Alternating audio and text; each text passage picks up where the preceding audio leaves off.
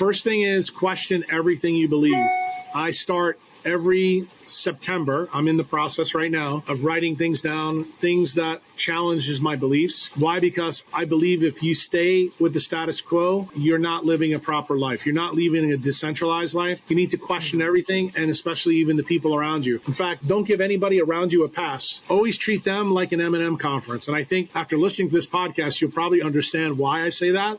And I think, you and I are both laughing, because that's kind of how you and I have actually always had this relationship, and why I think you feel good about it, because you know that I'm not coming to rip your heart out. I'm doing this because I care. Welcome to the Smarter Not Harder podcast. This is Dr. Achacoso, your host for this episode. Occasionally, we delve into the groundbreaking and often controversial ideas shaping the future of healthcare and medicine. Today, we have a guest who is nothing short of a medical maverick, a man who challenges the status quo and isn't afraid to speak his mind, Dr. Jack Kruse. Dr. Kruse is a practicing neurosurgeon, but that's just the tip of the iceberg. He is a thought leader who has ventured into the realms of quantum biology, decentralized medicine, and even the financial world of Bitcoin, all in the pursuit of a more holistic understanding of health and wellness. Known for his paradigm-shifting concept of decentralized medicine, Dr. Kruse advocates for a healthcare system that empowers the individual, a system that he believes is more in tune with the laws of nature and physics. He challenges us to think about health sovereignty and the role of trustless systems in the future of medicine. From his personal transformation following a torn meniscus in 2007, Dr. Kruse embarked on a journey that led him to explore the interconnectedness of light, magnetism, and electricity with human health. This awakening has had a profound impact on his subsequent work, including his approach to neurosurgery and his educational endeavors. He's an author, a public speaker, and a social media personality who doesn't shy away from controversy. Whether it's critiquing the addictive nature of social media or questioning the limitations of modern medicine, Dr. Kruse is a man who provokes thought and invites debate. Today, he answers three main $64,000 questions for us. Number one is, what is decentralized medicine and what is its impact on society and healthcare? Second, are we really creatures of light? How might a new photobiology change in medicine and lifestyle practices affect us? And third, are we really in a verge of an extinction event because of our chronobiology being interfered on by all the artificial light that we have created?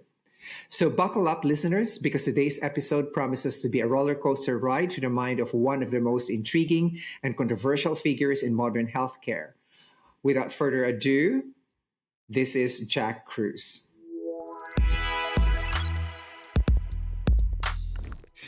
Hello there, I'm Dr. Achacoso, and today I have Dr. Jack Kruse. He is temporally a longtime friend, but not a chronologically longtime friend. So his epigenetic age is way younger than mine, so if you take it. But Jack is one of the most brilliant people in the world that you'll ever meet, but brilliant not only in the theoretical sense, but in a practical sense. His ideas have influenced me for the long time that we've been friends, and I've been lucky to be in his good side because he will actually berate me if I got things wrong. And that's what I love about him, is that he actually berates me, but he still loves me. So that's pretty cool, right? To have someone actually guide you like that. So Jack is also my favorite futurist. Aside from looking at development in physics, etc., and apply it in a practical way to health, he actually sees in the future, especially the future of healthcare. So the first question I actually like to ask Jack is, Jack, what's the next best thing in healthcare that you think everyone should be prepared for? It's a loaded question, but a good one. I think that the next big step is going to be decentralized medicine. And, we have to kind of, I guess, define that.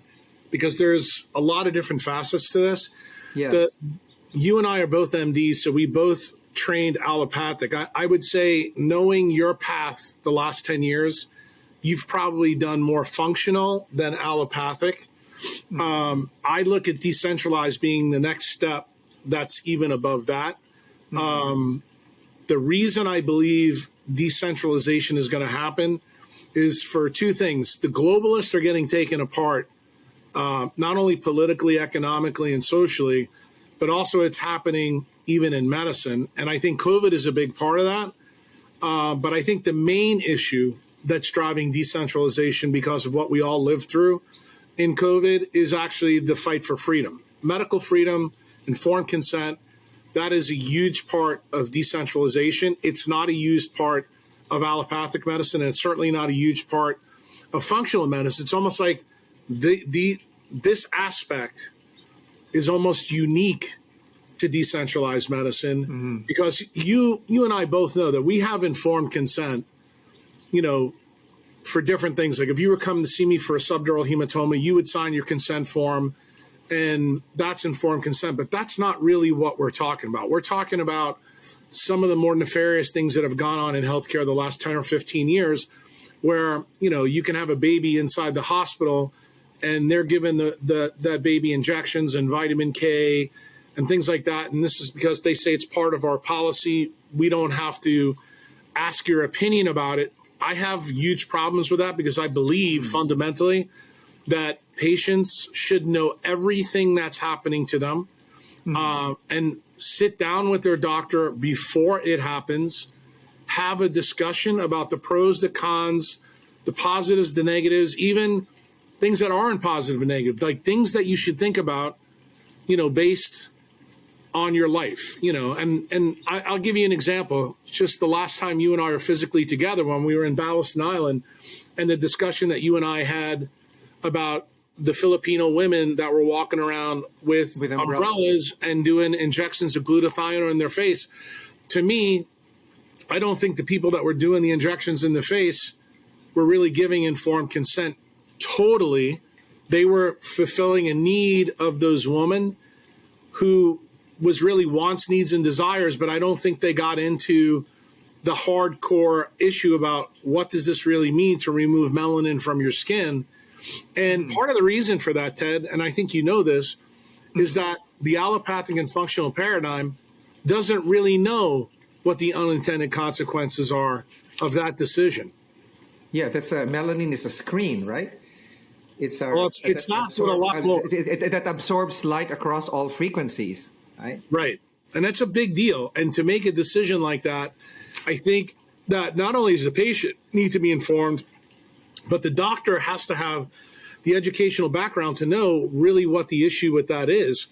And in my belief structure, I was stunned at some of the things that happened the last 3 years in centralized medicine. These are things that I never would have thought happened in my life. And yet I saw them happening not only to my colleagues, I saw them happen to me. I saw them happen to my nurses. I saw them happen to my patients. And when I really saw where the fundamental problem was really at an issue where healthcare and state needs to have separation. Like in the United States, through our Constitution, we have separation of church and state. That's part of the pillars of why the United States Constitution was written as it was.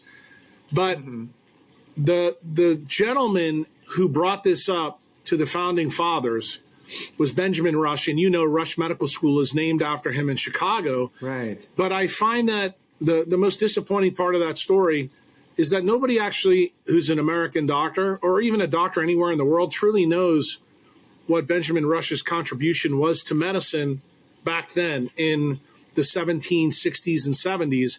And they certainly don't know that the things that he told John Adams and Thomas Jefferson were probably the most important things why I think decentralized medicine is going to be the future of medicine. Because I think since 1982, when Fauci was nominated by Reagan, we have been on a path, and it's not just a path because of Fauci. It's a path because of the laws that were passed. Like the big law that predated Fauci that really set centralized medicine aflame, as far as I'm concerned, was the Bayh-Dole Act of 1980, where it basically allowed taxpayer-funded research for researchers who work for the government or work for an institution to benefit from their research. And I just thought to myself, even back then, I said, the unintended consequences of that decision, I think, are going to be a problem, because I'm all for someone benefiting from their research, in terms of the PhD researchers or the MD PhDs doing it. But Ted, the real unintended consequence that we saw, the first one, was in 1986 when Reagan followed up and made the vaccine law, where he gave liability to the big pharma. And that was a consequence of the 1980 Dole-Bayh Act. And when you think, about that famous saying that you always hear from Charlie Munger, that incentives dictate outcomes. Well, the incentive after the Vaccine Act of 86 was that legal liability meant big pharma would then start a track where they would focus on how could they maximize vaccine profits, since they face no liability, which through especially your work with big pharma, that's a huge problem on the drug development side. Yeah. So when that happened, and then you see the current events that have happened in centralized and functional medicine, say since 1986 to today, and it's really been magnified the last 3 years, I think all of us, no matter what our political ideology are, we know that there's a big problem. And I guess the sad part for me is I don't think a lot of people in our profession, and I don't think the press, I don't think politicians, I don't think they've done a proper morbidity and mortality conference about this issue to realize where we really went off the tracks. And it began with that act in 1980. It was a bifurcation point, right? Correct. Where the whole thing took place. So, but Jack, explain to me, what is the what is the gist of the paradigm of decentralized medicine? Because it seems to be a fundamental shift, right? And, it's proof of work. I think our audience needs to understand what's that fundamental shift that is going to occur, whether we like it or not. Yeah, I would tell you this one is simple. It's proof of work, but I have to explain, if you had an audience full of doctors who own Bitcoin, they would know what this meant. But I know I don't. For scientists that will listen to this, clinicians that will listen to this, I can easily make this understandable. Proof of work in nature is exactly how all nature works. All of nature's networks are decentralized. That means there's no central controller. So, for example, in biology, it's light and dark comes together. That creates the circadian couple. And to make it even more simple is take a look behind me. You see the trees behind me. They participate in photosynthesis. Photosynthesis is proof of work. You take light and you marry it up with CO2 and water and you create sugar. And as the guy who is a fellow mitochondriac like I am, that mitochondria reverse the process of photosynthesis. Yes. So when you understand that photosynthesis is one of the key basic decentralized networks in nature based around chlorophyll and the rubisco enzyme, and the organelle that you and I like to talk about the most and we specialize in reverses that process, then you begin to understand, okay, now I understand what Jack means by proof of work, because if your focus isn't on those decentralized networks, you get off the path. And you and I are birds of a feather on this topic of mitochondria. Why? Because I think where centralized medicine and functional medicine really went off the tracks is 99% of NIH funding goes to DNA and RNA. 1% goes to mitochondrial DNA. And since you and I focus in on that, and guys like Doug Wallace are probably the PhD researchers that are out there that have been toiling for 50 years in this field with a difficulty getting funded to do the things they want to do. The reason why proof of work has not really taken foothold in centralized or allopathic medicine is predominantly because of the methodology and the measures and the way we pay for studies. And that in large part is the big issue, and why decentralized medicine, I think, is going to be the next step, because I think people are beginning to realize now, especially with long COVID and the fact that the messenger RNA vaccine at its fundamental core is a mitochondrial toxin. And the result is production of the spike protein, which is a consequence of that mitochondrial toxin. People now are going to have answers that are decentralized to deal with this. In other words, there's not going to be a pill created by Big Pharma to offset the consequences of what just happened with COVID. Now, they will try to sell us on that idea, but it's incumbent upon us as the clinicians who reject centralization, who reject functional medicine, and say, how do we improve mitochondrial redox through the proof of work mechanism so that our patients can stay healthy? So that is the 80,000 foot framework that I want you to see my perspective through in the rest of, this interview. Sure. So Jack, where does health sovereignty come in here? You and I, we had long discussions about this. I have always, starting from the late 80s, been a proponent of the patient owning its own data, and not the hospitals and so on. It's the reason. It's a reason why I started health optimization medicine, because it's health optimization, detection and correction of imbalances rather than diagnosing and treating of disease, right? It's a moving away from disease and a recognition of that the disease doesn't suddenly happen unless it's, an acute infection or trauma. Then, there's a spectrum that you go through from being healthy, just well, to actually diseased. Now, where does health sovereignty and what does it mean? Really, if you can explain it to our audience, where does it figure into the model of decentralized medicine? It's cornerstone. It's a cornerstone part of the paradigm. And if people do not have medical sovereignty, medical freedom, not only for their data, for their decisions, they technically are subject to centralization. And that's exactly what the problem has developed, since 1980. That's part of the reason why I try to give you a very brief history of where we came from. And the problem is people don't even realize just the fact that we have electronic health records now is a problem for medical freedom. Why? Because your data is being sold to corporations, and they are coming up with algorithms that then they apply to you. This is absolutely needs to stop. And the only way for a patient to stop this currently right now, because the trend from politicians is exactly the opposite way, is actually to opt out of the system.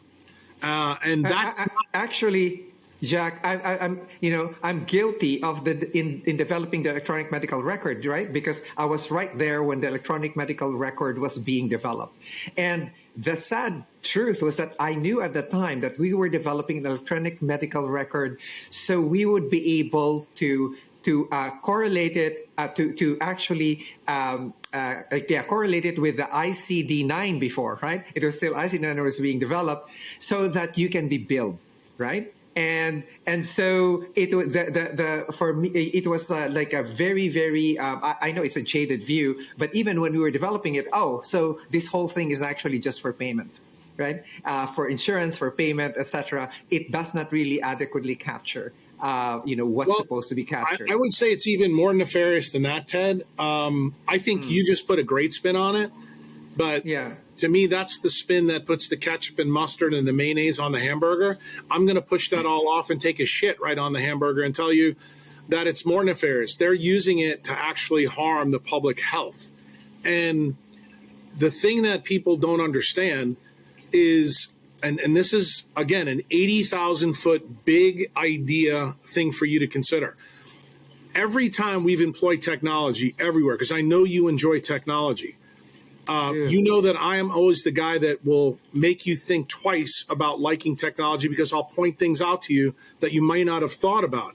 So the number one problem with technology, if you look at, Jack will advise you to run nude in the sunlight. Well, that's kind of what I'm doing right now. I'm doing a podcast. It's a very sunlight. It's a very freeing proposition, by the way, guys. So the big issue that you need to understand is when Microsoft, Google, and Meta use technology in their systems, it always has helped them in terms of efficiency. The interesting thing in medicine is, since we've employed technology in medicine, medicine hasn't become more efficient, it's become less efficient. And we can see that in data in a couple of places. The first place is doctors are killing themselves more. Doctors are also burning out faster. Why? Because we're putting them in front of blue light screens all the time.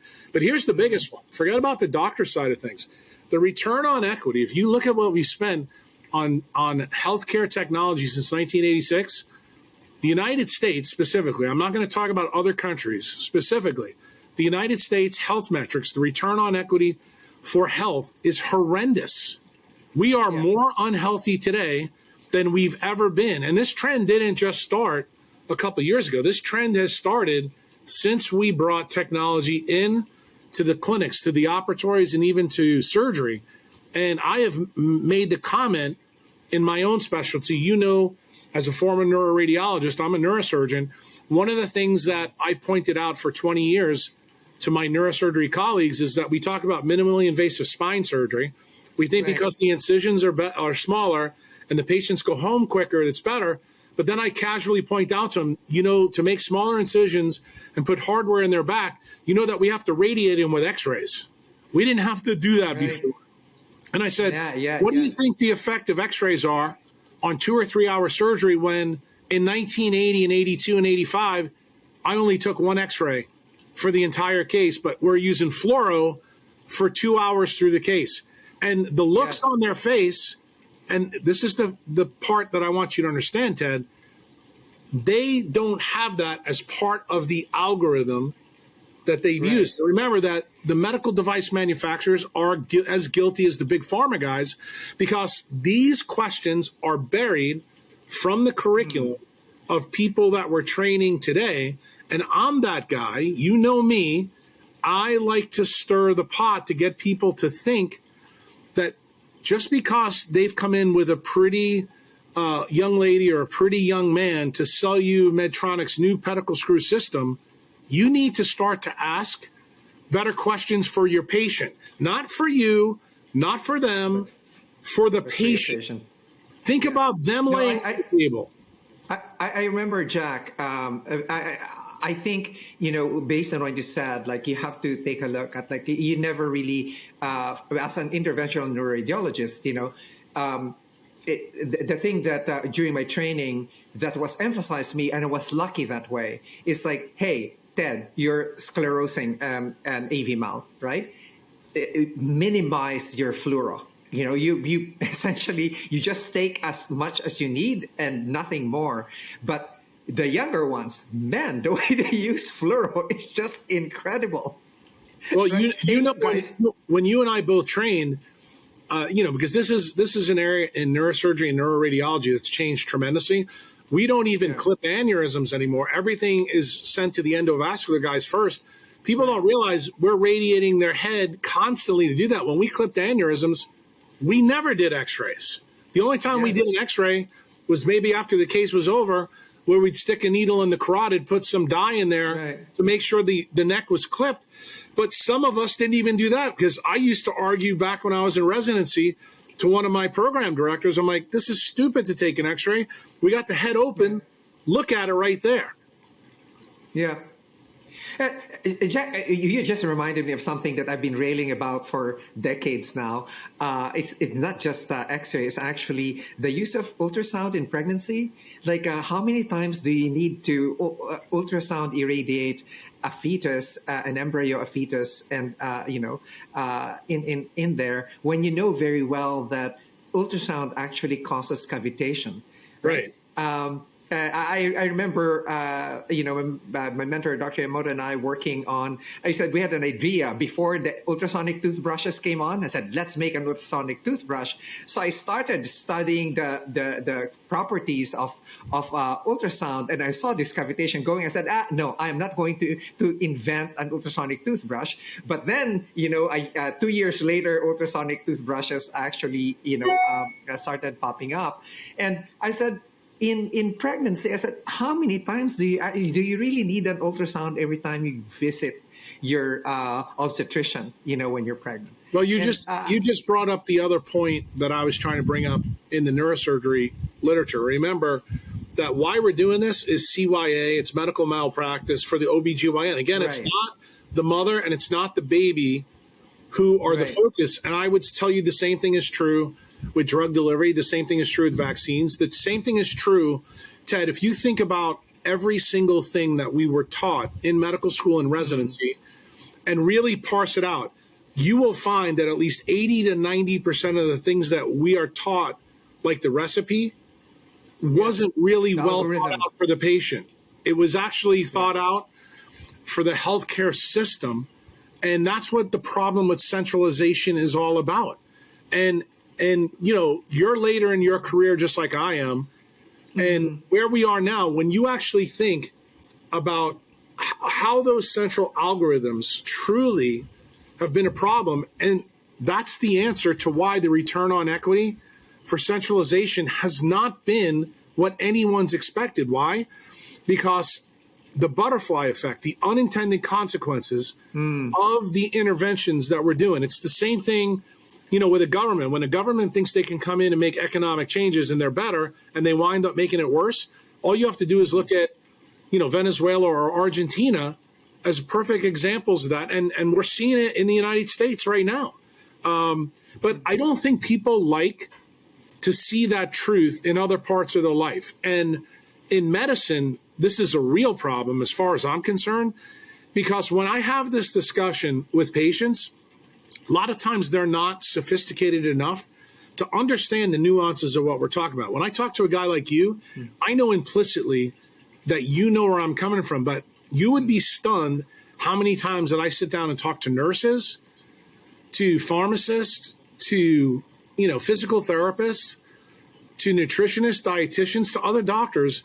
These basic ideas that I throw out there, it's never come across their mindset to do it. And the reason they don't understand it, Ted, is a fundamental issue. It goes back to Rockefeller, the Flexner Report, and the obscuration of the curriculums in medical school. The thing is, people are not aware that we've had this USB upload from centralized medicine really all the way back to 1913. And they stripped out all the things that you have learned in your career to be important about mitochondrial medicine, all the way back from Albert St. Georgi, all the way up to now with biophotons and things like that. That was scrubbed from the centralized record. And, when I did the podcast with Rick Rubin and Huberman, which I know you told me you listened to, I was trying to make that case to Huberman that that's fundamentally where centralized medicine really took hold, because it destroyed the vitalist, it destroyed energy medicine, it destroyed a lot of things. It destroyed, probably naturopathic doctors, chiropractors, and many, many others that actually had, I'd even say, to be honest with you, I think it destroyed Eastern medicine, Chinese medicine. I think it affected even the Indian ideas that are in the East. I think it had a chilling effect on even the way we do research.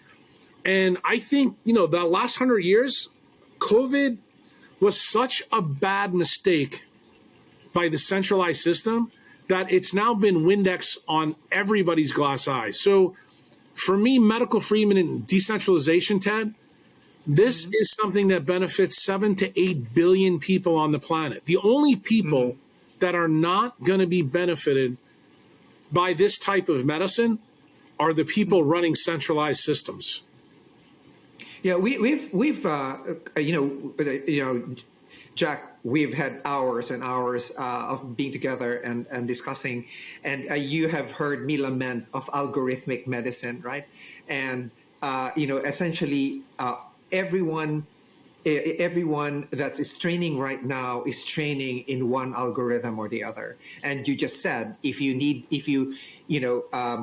don't do that, you might get sued. if you don't cover your ass here, you might get sued. And it actually has nothing to do with what's being taken care of, which is health, right? But it's something to do with the legal implications, standards of care, and so on and so forth. But I gotta say something. I gotta interrupt you here because I want people in the audience to hear this. I've been a neurosurgeon for 30 years. Neurosurgeons on average get sued 3 times a year. I have not had any settlements against me in 30 years. So this is where I push back on the idea that CYA medicine makes sense. Why? Because I've been decentralized for 20 of the 30 years I've been a neurosurgeon, yet I still haven't been sued.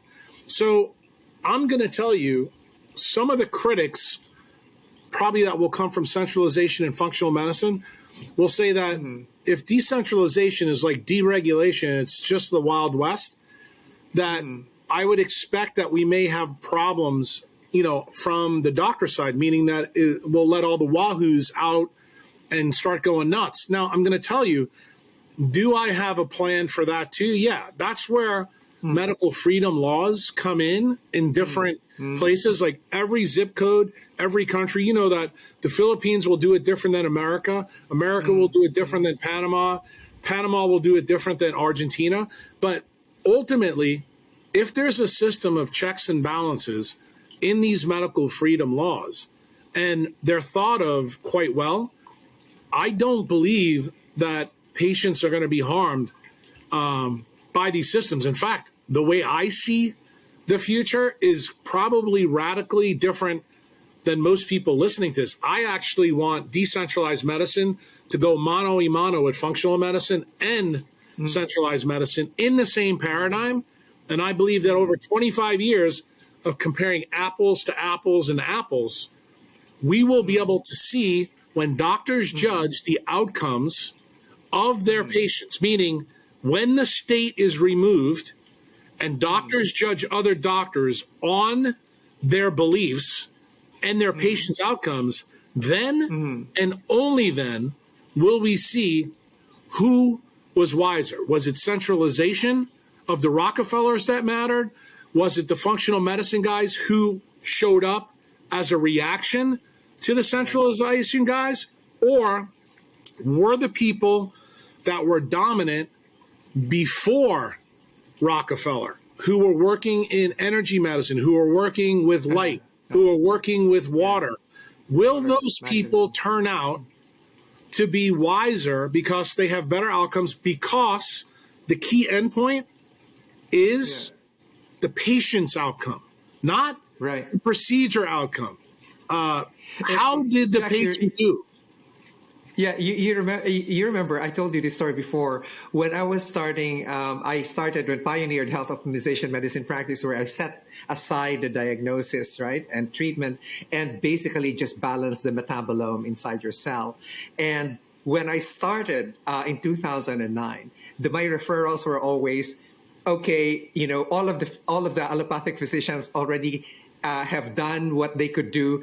Maybe Dr. Ted could do something for you. And those were the kinds of referrals I was getting, right? Now that allopathic medicine is nothing, they cannot do anything for you anymore, they dump it on you. When for me, it's like, it's the other way around. You take care of your fundamental self first, and then let's see what allopathic medicine can do. But you're right there in terms of who's going to survive, right? So Jack, if you were... But Ted, stop for a minute. Stop for a minute. I want you to think about what you just said, because the point you just made is beautiful. The reason why it's decentralized, because that's exactly how nature works. Remember, not every animal survives. That's why we have extinction events. That's the reason why woolly mammoths and saber-toothed tigers aren't here.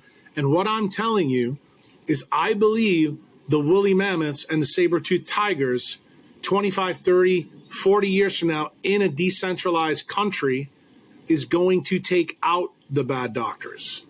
But the problem is they have to be judged by people who understand what's going on. That's the reason why politicians and healthcare administrators need to be removed from the system.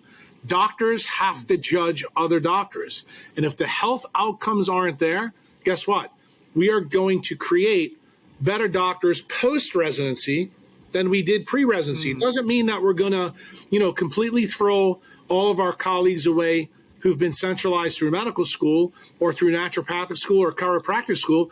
We're going to judge them on their outcomes going forward. And then after a period of 2, 3, 4 decades, we will know definitively whose ideas are truly best that raise the public health. So this idea, and I want to make sure you really get this, this idea is not Jack's idea.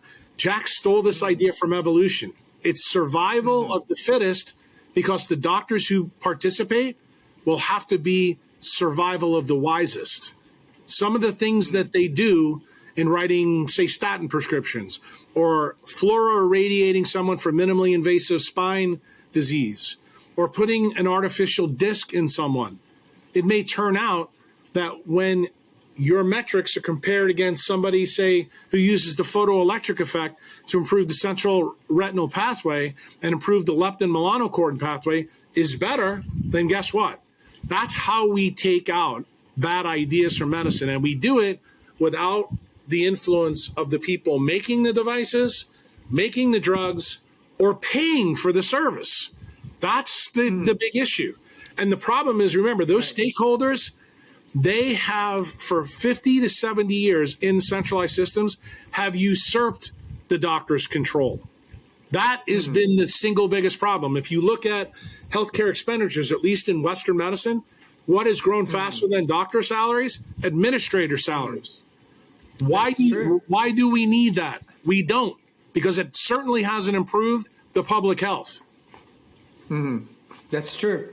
So Jack, you touched on a few things in there that I wanted to actually get an exposition on. Like, for example, you actually mentioned in another a podcast, via negativa, the removal of the superfluous elements at modern. What are those superfluous elements that need to get removed? Well, we just talked about a couple of them. Like, for example, and I'm going to give you my bias now. I think many of the things that we do in neurosurgery, absolutely superfluous. For example, I think we do way too much spine surgery for degenerative conditions.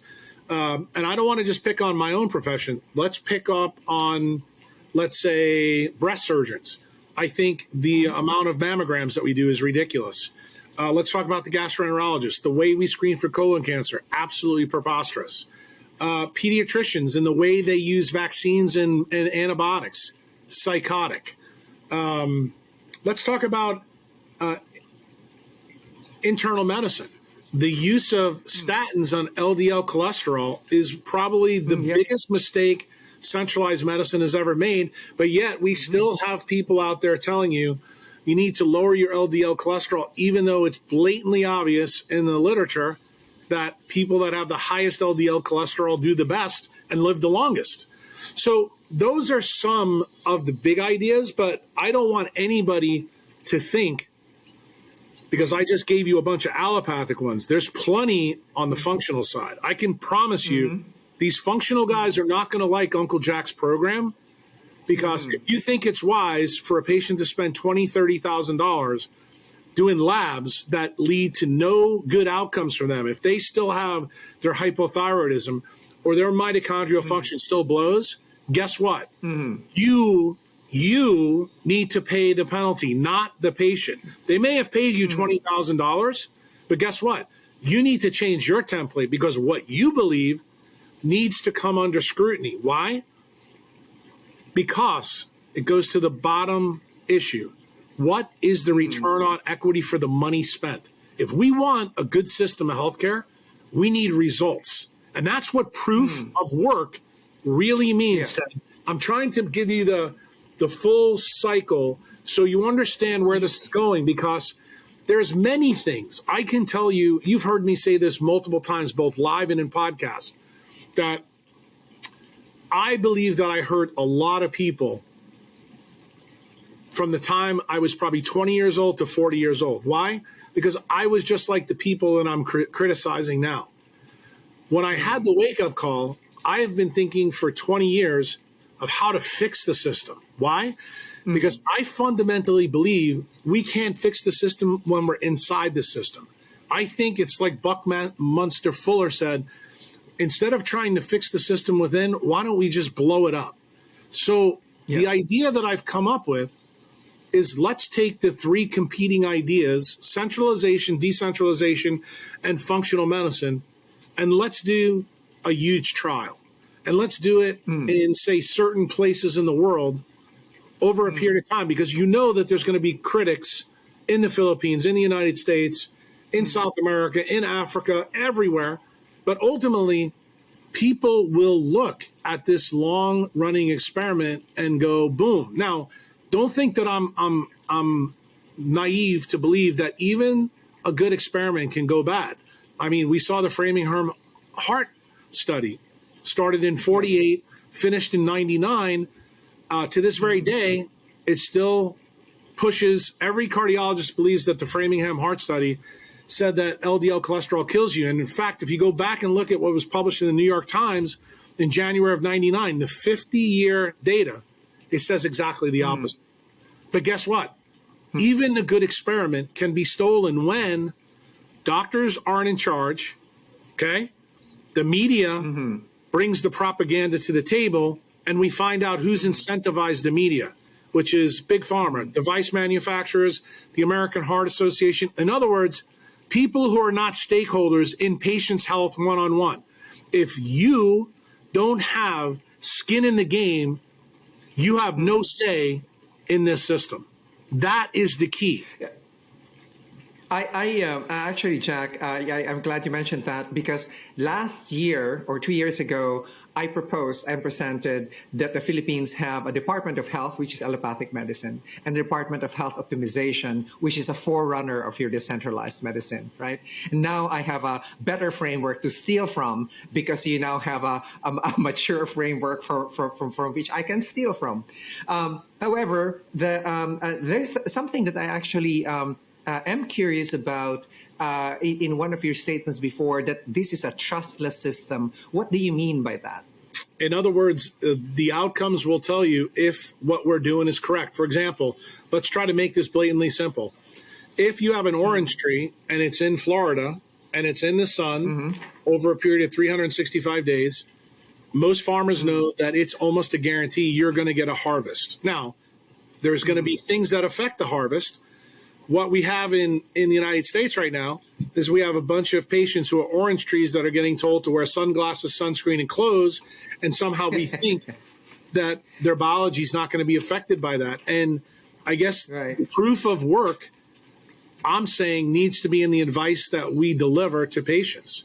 And, you know, many doctors are going to be upset by this podcast, and I know that already, because they're going to say, well, I can't control patients' behavior.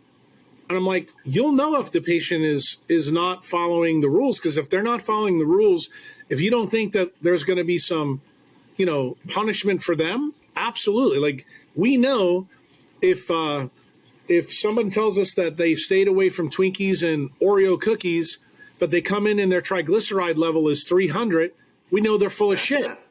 And guess what? Will you be judged on their behavior? No, because Dr. Ted, myself, and say somebody else will sit on a medical panel and say, obviously there's no face validity for this patient because we can see the health metrics. We can see the insulin levels. We can see the blood glucose. We can also see the hemoglobin A1C. So in other words, if you're not participating, in other words, I look at patients like chlorophyll, okay? I'm giving them the benefit of the doubt.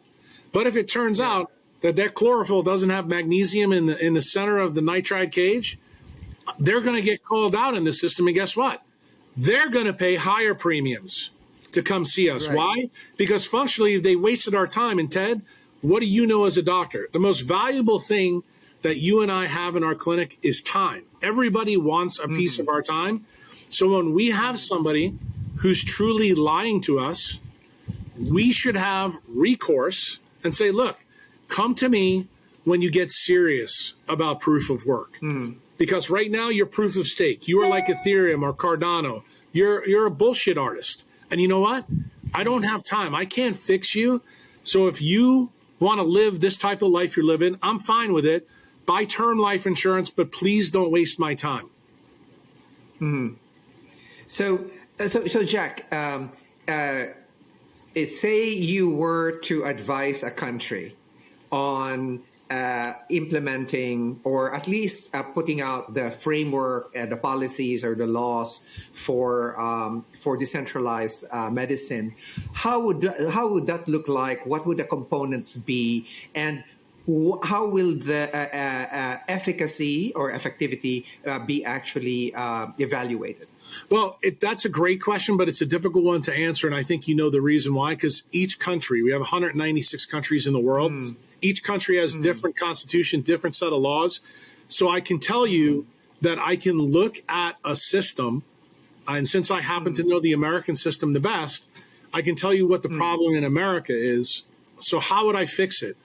The first thing I would do is make it so that doctors judge doctors. So I would build an idea that's fundamentally built in our Constitution of checks and balances. But how I would do the checks and balances is I would have a 3-committee series where you'd have a true Surgeon General, say another position in the cabinet. You could call it whatever you like. Maybe say a medical director. It's a bad name because it sounds like a hospital administrator, but this is a different idea. And then say you have a Ministry of Health, or as you called it in the Philippines, something else. Those 3 bodies would be the people that administer healthcare. The Surgeon General would talk directly to the executive branch.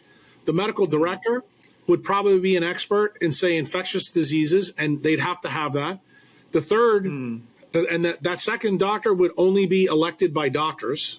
Not the public, just the doctors. And then say the Ministry of Health would only be elected by the public. Here's the key. Right. You cannot be conflicted. You can have not worked for a medical device company. You cannot have worked for Big Pharma to hold these chairs. Not only that, if you're elected by the public, your term should be the shortest. If you're elected by doctors, it should be in the middle. If you're elected by a president, your term should probably be a decade. Why? Because you need some consistency across the administration. Here's the key. At no time does the state or the public have direct ties to the system. Who will control healthcare dollars, allocations, the process of how we run medicine? In other words, medical staff bylaws will go by the wayside. There'll be a boilerplate that this 3-party system comes up with that every hospital will have to abide by, whether they like it or not. Why? Because they are out of the business of judging doctors. Doctors will be judged by doctors, both good, bad, and indifferent. That is what will it do to hospitals, Jack? I think hospitals will do really well, because certain hospitals and the administrators will have to make a decision. Do we want to support centralized medicine? Do we want to support functional medicine? Do we want to support decentralized? Then the wiser hospitals, like the tertiary care centers, they're probably going to do 2 out of 3. The really wise ones are going to do all 3. Why? Because they want this information too. The person that's going to be really, really interested in this is going to be the public and probably the politicians. Why? Because the politicians are going to have money taken out of their hands. In other words, you're still going to spend healthcare dollars, but you're going to turn medical freedoms over completely to the relationship between the doctor and the patient. And you will be able to judge the doctors based on the outcomes of the patients, and who will serve as judge and jury there of whether the doctor and the patient have done their job properly. A peer group of the doctors.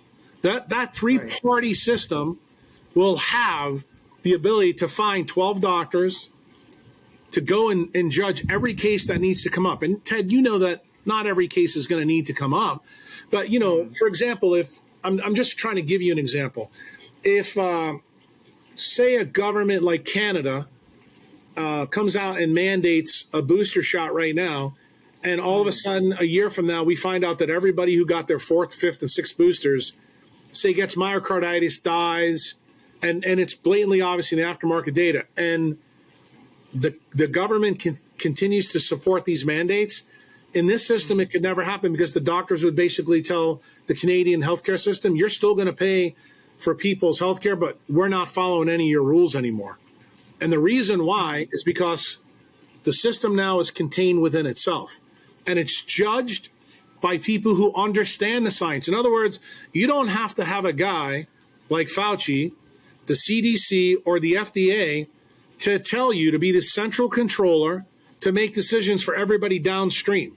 In other words, this is going to be a real-time system. It's going to be like an equalizer is in Rick Rubin's sound room. If bad sounds are coming, you're going to be able to turn the knobs. Like if there's a guy in California that is ordering, I don't know, the same test on 1,243 people, and his patients are not getting any better, and we find out, okay, he owns this lab, that guy is going to have a huge problem. The flip side of that is, if a surgeon is going and doing operations that don't need to be done, like say, I don't know, you do hernia surgery and you decide instead of just doing unilateral hernia surgery that you put in mesh in both sides on people, and you do that across the board because that's your algorithm, you're going to have a problem. And what's going to come of this is patients are going to begin to realize that when they do get harmed, they're having the right people judge the system. And the penalties, believe it or not, the penalties that I would put in, the only way that doctors will be turned over to be adjudicated by the judicial system is when the doctors say that there was absolute malintent. In other words, if you leave a sponge in somebody and this was an honest mistake, and it happens, and even if the patient had a horrible outcome, I would expect the family to be very upset with our group of 12 doctors because we're probably going to exonerate that general surgeon and say, we're not going to eliminate 12 years of training because of this bad mistake, but there will be a penalty imposed, and the penalty will be financial. And the way in which the penalty will be delivered would be very counterintuitive to what currently the system is with medical malpractice. I don't really want to get too much into that because I've got big time ideas about how that would happen. But I can promise you the whole goal of my system would be to make sure that doctors get penalized in the best way that will limit their behavior. And if you hit them in the pocketbook because they consistently make bad decisions, guess what? That is how the cream rises to the top. Yeah. So, Jack, how is something like decentralized medicine funded? The same way centralization is funded. People are still going to pay insurance. There's still going to be like what we have in United Kingdom, NHS, what we have in Canada, the Canadian system, that can all stay. What I'm saying, Ted, is you're carving out within that system a new system where medicine controls medicine. The dollars are still allocated, but the way in which medicine is, how shall we say, delivered is now under a very extreme microscope where we're taking competing ideas on a meritocracy basis and deciding as a country. Remember, I'm not trying to talk about a continent or a majority of countries. Countries that decide to fix this problem will come to realize that they will learn very, very quickly, probably within, I think, 2 decades of figuring out what is good about centralized medicine, what is good about functional medicine, what is good about decentralized medicine, what is bad about all three. And then what will happen is that policy will mature with the doctors there. In other words, cardiologists may begin to realize that, hey, putting a stent in for angina is probably not the best treatment. I mean, some people in centralization have already got that message, but not everybody has. And the same thing is true in the emergency room. The thing that I want to see stopped, I don't want everybody to get CAT scans of their head when they don't need it. And I know the reason why it's done. It's done because a centralized system requires it. We don't need to do that. And when you add this all up, Ted, then you'll begin to see that people will begin to value non-processed food, to be valued nature, to value, I'll give you another example, to go back and look at drugs, because you and I talked about this before we came on. One of the things that I think the system needs to be done, we need to teach doctors to use old drugs, not the newest drugs. There was no reason for us to go away from methylene blue. There was no reason for us to go away from vitamin C. There was no reason for us to go away from, I don't know, let me think of cholestyramine versus, Merck's drug that came out, I forget, simvastatin. But we've never been subject to this kind of thinking. And, I pointed this out, and I don't know if you even know this. I'm assuming you do. Most people don't know that one of the most controversial drugs out of COVID, which is hydroxychloroquine, is actually a derivative of methylene blue. You know what that means? The methylene blue could have been used to treat COVID very successfully. Now, methylene blue is pretty damn cheap. Now, here's the interesting part. The reason that it couldn't happen in the United States in the centralized system was because the system that was built by that law in 1980, the one in 1986, and the subsequent laws that were passed and adjudicated by guys like Fauci and Collins, was you could not have an emergency use authorization for any vaccine if another drug was found to be successful at treating that disease. And realize that that's the reason why the science, the centralized science, was used to block guys like me and you from telling people, hey, you might want to try this instead of doing this. See, that's a decision, Ted, that needs to happen in your operatory, in my operatory, with me and the patient. And you know what? The skin in the game for me and you is if we're fucking wrong, somebody's going to come after us, okay? Yeah. But the somebody that's going to come after us isn't the medical board. It isn't Fauci. It isn't fucking Biden. It isn't Congress. It isn't, the pharmacy that says we're not going to dispense this medicine you're treating. Why? They have no fucking business between me and my patient. But guess what? If I do this over a period of, say, 6 months to a year, and my patients do better, and say Dr. B's patients who got the vaccine don't, then guess what? That 12-person board that's appointed by those 3 doctors, who are all doctors, will come and adjudicate that case medically. That's exactly how it should happen. Yeah. Well, Jack and I, for our listeners and audience out here, Jack and I were talking, and I actually told him that my company, Transcriptions, is actually the OG methylene blue company. And, he was saying that I would do something like that. I would push something like that. But so, Jack, can you walk me through? Say, I am a patient, right? I am a patient because I'm thinking about this from a patient and a doctor perspective. So, from the doctor perspective, I see that there need to be changes in medical boards and and so on. But from a patient, so I go to you and it's decentralized medicine, say for a particular disease, choose your favorite one as an example, and walk me through how a decentralized medicine system would work. Well, let's take the simplest one because I think it's the easiest one for the lay public and doctors to understand. Let's think about hypertension. So hypertension is a huge problem. Most of us know the reason why it's a big issue, because it can lead to bad medical outcomes that are very, very expensive. And dealing with someone's blood pressure is simple. So instead of the first choice of coming into the office, and just for argument's sake, the first thing we have to do is define what a high and low blood pressure would be for the patient's age, and I would like to say haplotype, because in my practice, it would tie to their haplotype, their latitude. Are they mismatched? For example, I'll give you an example of this because I think you'll understand it great. If a guy from Somalia comes into my clinic in Toronto, that guy's not getting medication. Okay. Now, if it's a guy from Nairobi who's coming to see me in my clinic in Nairobi, and he has high blood pressure and his vitamin D level is really good, I'm probably going to default to medication on him sooner than the other guy. Now, you understand that nuance, but guess what? The people who listen to this, who are not doctors, say, I don't understand what Jack just said. And this is the whole point of my system. Doctors will begin to understand what's really important.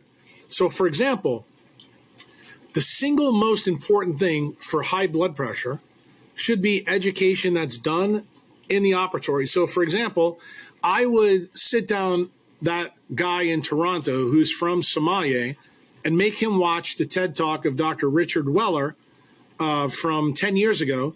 He's a dermatologist that basically said, it seems like most of the people in Edinburgh are dying of problems related to hypertension because they don't have enough nitric oxide production because they don't get enough sun because we live at the 59th latitude. So my discussion with the patient would start right away. Tell me what you do. Oh, you're an IT worker. Okay. So tell me about your day. In other words, you're doing an environmental biohack on them as part of their demographics, something that never gets done in a centralized system or even a functional medicine system. Well, tell me how long you spend under blue light and around non-native EMF. Okay, so that explains why your vitamin D is 13. Okay, and your blood pressure today was 159 over 87. I will tell you what I think we need to do first. Let's mitigate your environment as best we can. We'll get you some blue blockers. We'll have you wear turtlenecks, cover your body all over. And I'm going to ask you to go out and see the sunrise every day. I'm going to ask you to try to ground. And I'm going to have you try to get at least an hour of sun on 80% of your skin. I want you to be like Uncle Jack is right now. And then I'd like to see you back in 1 month to see what your blood pressure is. I'd also give them a blood pressure cuff, teach them how to do their blood pressure at home, because I'd want them in a book to write down for me what the trend is and how much time they spent in the sun. I'd introduce them to the vitamin D app that Michael Holik has. I'd explain how to use that in their latitude. And then they come back and see me in a month. If the blood pressure showed a good trend, then I would tighten up the environment more. If they did everything that they were supposed to do, then I would consider first generation pharmacotherapeutics for that patient. Yeah. Okay. So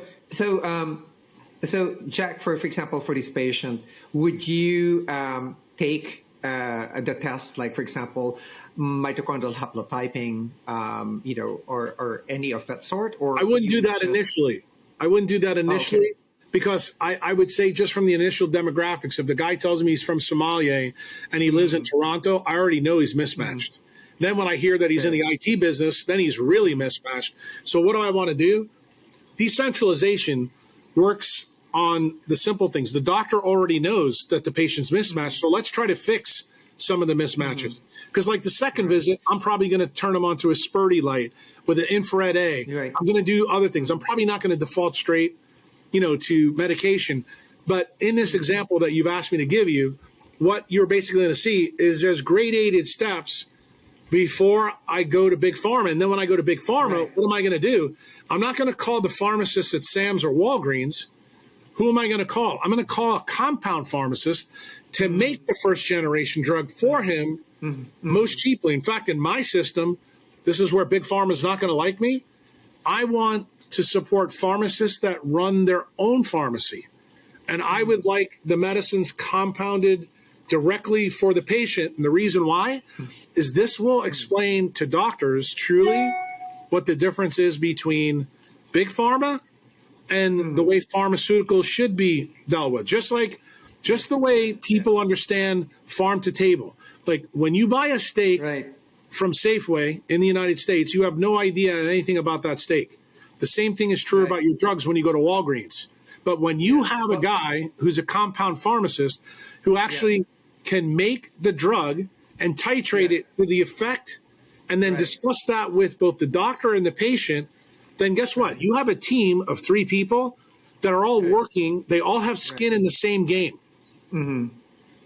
So you reminded me of something when you said compounding pharmacy.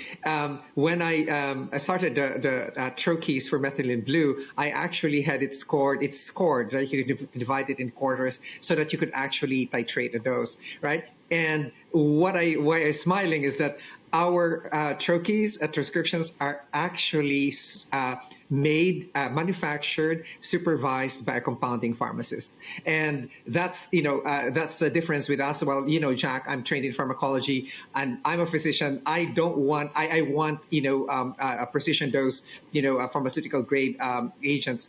But the question that I had actually after that little digression is.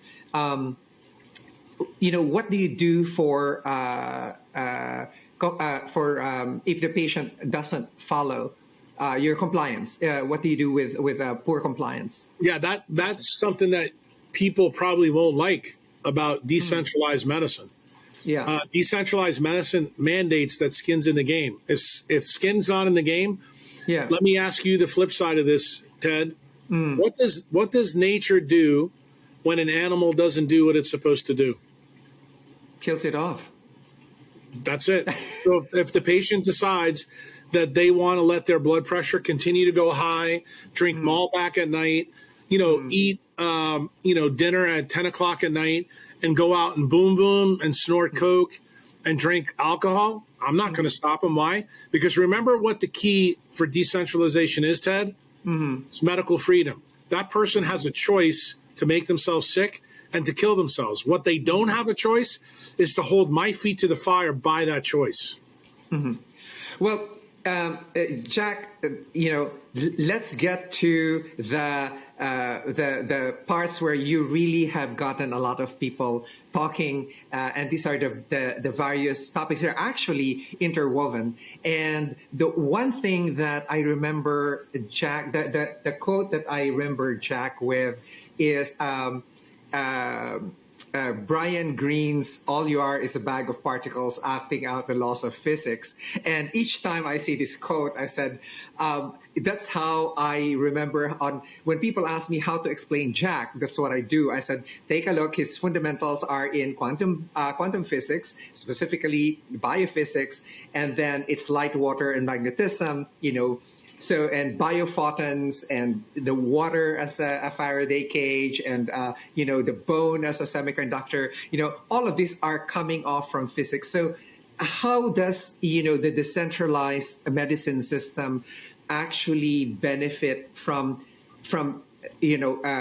taking a look at health that is actually getting optimized or getting helped by the foundation, which is biophysics or quantum biophysics? Yeah, I think in the new paradigm that I think is coming, whether it be either in a zip code, a hospital system, or a neighborhood, or even a country, the thing that has to happen for the decentralized, even say the other doctors that are interested, say decentralized or functional medicine doctors, you have to go back to where the story really begins. And you don't have to go all the way back, like I did with Huberman. Yeah, I would just start the story with Albert St. George. And, you'll probably laugh with this because that he's one of the fathers of biochemistry.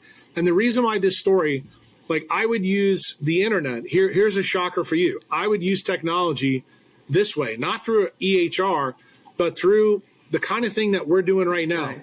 I would actually make doctors watch videos and listen to lessons about the history of medicine when we went off the rails so they understand where it comes out. And Albert St. George in 1937 won the Nobel Prize for both vitamin C and the TCA cycle. The irony is, in 1937, Albert St. George was wrong about the TCA cycle, but that didn't matter because his idea was so fundamental that the Nobel Prize committee thought it was such a huge leap that it needed to be rewarded. And they were correct on that. But here's the difference between Albert St. George and a lot of other Nobel Prize winners who actually were wrong, like the Peter Mitchells of the world. Albert St. George in 1941, this is 4 years after he won the Nobel Prize, sat in Budapest and talked to a group of medical students and said, I think the next level to biochemistry is biophysics. And I believe that because every single thing that I've looked at in the TCA cycle inside of mitochondria has told me that proteins seem to have an electronic structure, meaning a solid state structure. He's the first centralized MD that had ever said something like this at that time. And the reason why it was revolutionary is because the quantum mechanics and biochemistry were still in their formative phases from 1905 all the way up until really the 60s. And where St. George was going, he was telling people that, look, I know what I taught the world is important. I know that it was a giant step forward, but I also know that I'm wrong. And that was what he was saying between the words. And he was telling future medical students, I want you to go out and find what the next level above biochemistry is, because I know there's another level. I know it from my work. And he told medical students to do that. So one of the medical students who saw that talk was Robert O. Becker. And Robert O. Becker actually took this great advice to heart. What happened between St. George and Becker? Well, it turned out in 1954, Krebs actually found out that fumaric and succinic acid weren't the most important things like St. George said. It was actually citric acid that was the big one. Right. And they gave a Nobel Prize in 1954 to Krebs, and we now know it as the TCA or Krebs cycle, not the Albert St. George cycle. But most people, Ted, don't even know that history around this foundational issue. So what did Becker do? Becker went out through a series of experiments from 1955 through 1967 and definitively proved that Albert St. George was right, that we actually are run by semiconductors. Just about every protein in our body is a semiconductor. But there's different types. There's P semiconductors, there's N semiconductors, there's narrow band semiconductors, there's wide band gap semiconductors. Water has different effects on here. The type of semiconductor that we're built around uses water as its intermediary. The ones that are silicon-based or germanium-based that Silicon Valley uses doesn't work in water. They're fundamentally different. So you cannot have someone who's a semiconductor engineer, who's an expert in narrow band gap, talk to biophysicists who should be experts in wide band gap semiconduction, because they're radically different. Now, where do they both coalesce? They both coalesce in melanin. Why? Because melanin is a huge wideband semiconductor. Now, even the guys in Silicon Valley, the condensed matter physicists, are going, hey, this is the most amazing thing ever. Because, for the last 20 years, everybody's been focused in on graphene, okay, which is a form of carbon. Right. Graphene also doesn't work great with water. But it turns out melanin does. Melanin is not affected by water at all. And this makes it something that is an enigma to the experts in Silicon Valley. And they know that it's important. Well, the reason why this is a big deal, what Becker did, is it's the same thing that St. George did to Becker. And what I'm saying to you right now, since Becker was wiped off the mat by the industrial military complex, we have not had an opportunity for your students, my students, Huberman students, to know the story that I just told you. Why? Because those young minds may say, what Jack is fundamentally saying is actually the same thing that St. George said to doctors in the 1940s, that there is another level to what we've been taught in centralization that we all need to aspire to. And I don't know, Ted, if everything that I've ever said in my public and professional career is correct, but I can tell you this. I know it's a lot more correct than a guy like Fauci. I know it's a lot more correct than a guy like Collins. I know it's a lot more correct than Walensky.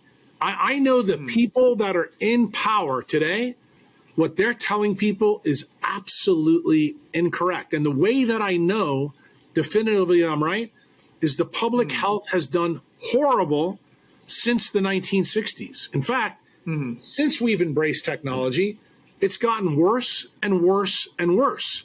But we were sold the idea, especially from guys like Steve Jobs and Bill Gates, that if we introduced more technology. And then we had the Googles of the world come and say, hey, let's collect the data. Let's have my ex-wife run 23andMe. Let's do algorithm medicine. Let's do big data collection. Well, guess what? We're now 20 years into that, and we're fucking sicker than we've ever been. We're worse. Yeah. So guess what? It's not out of the realm of possibility of what I'm saying to you right now, that when you do the same shit over and over and over again, and you expect a different result, but you keep getting terrible public health, you got to think about what Einstein said. Yeah. Maybe you need to think about what you're doing, because that's insanity. And that is the point that I'm trying to bring to people about asking the next level question. And I'll be the first one to say this, Ted, and I think you know this. There is going to be things in my paradigm today in 2023 that I know are going to probably turn out to be wrong. I know there's going to be things in your paradigm that are also going to turn out to be wrong. Yeah. But you know what the key thing about me and you is? We're not afraid of being wrong. We're not. That's what science is all about. It's about two guys coming on a podcast or going to a medical meeting and telling each other, you're fucking assholes, and this is the reason why, and we fight it out, and we make the case. That's what fundamentally morbidity and mortality conferences are when doctors go. This is the big wizard. Like, people always ask me, what's the big thing in medicine that patients would be stunned about knowing, or even the politicians would be stunned about knowing? That every doctor goes through M&M conference, and none of you are allowed in it.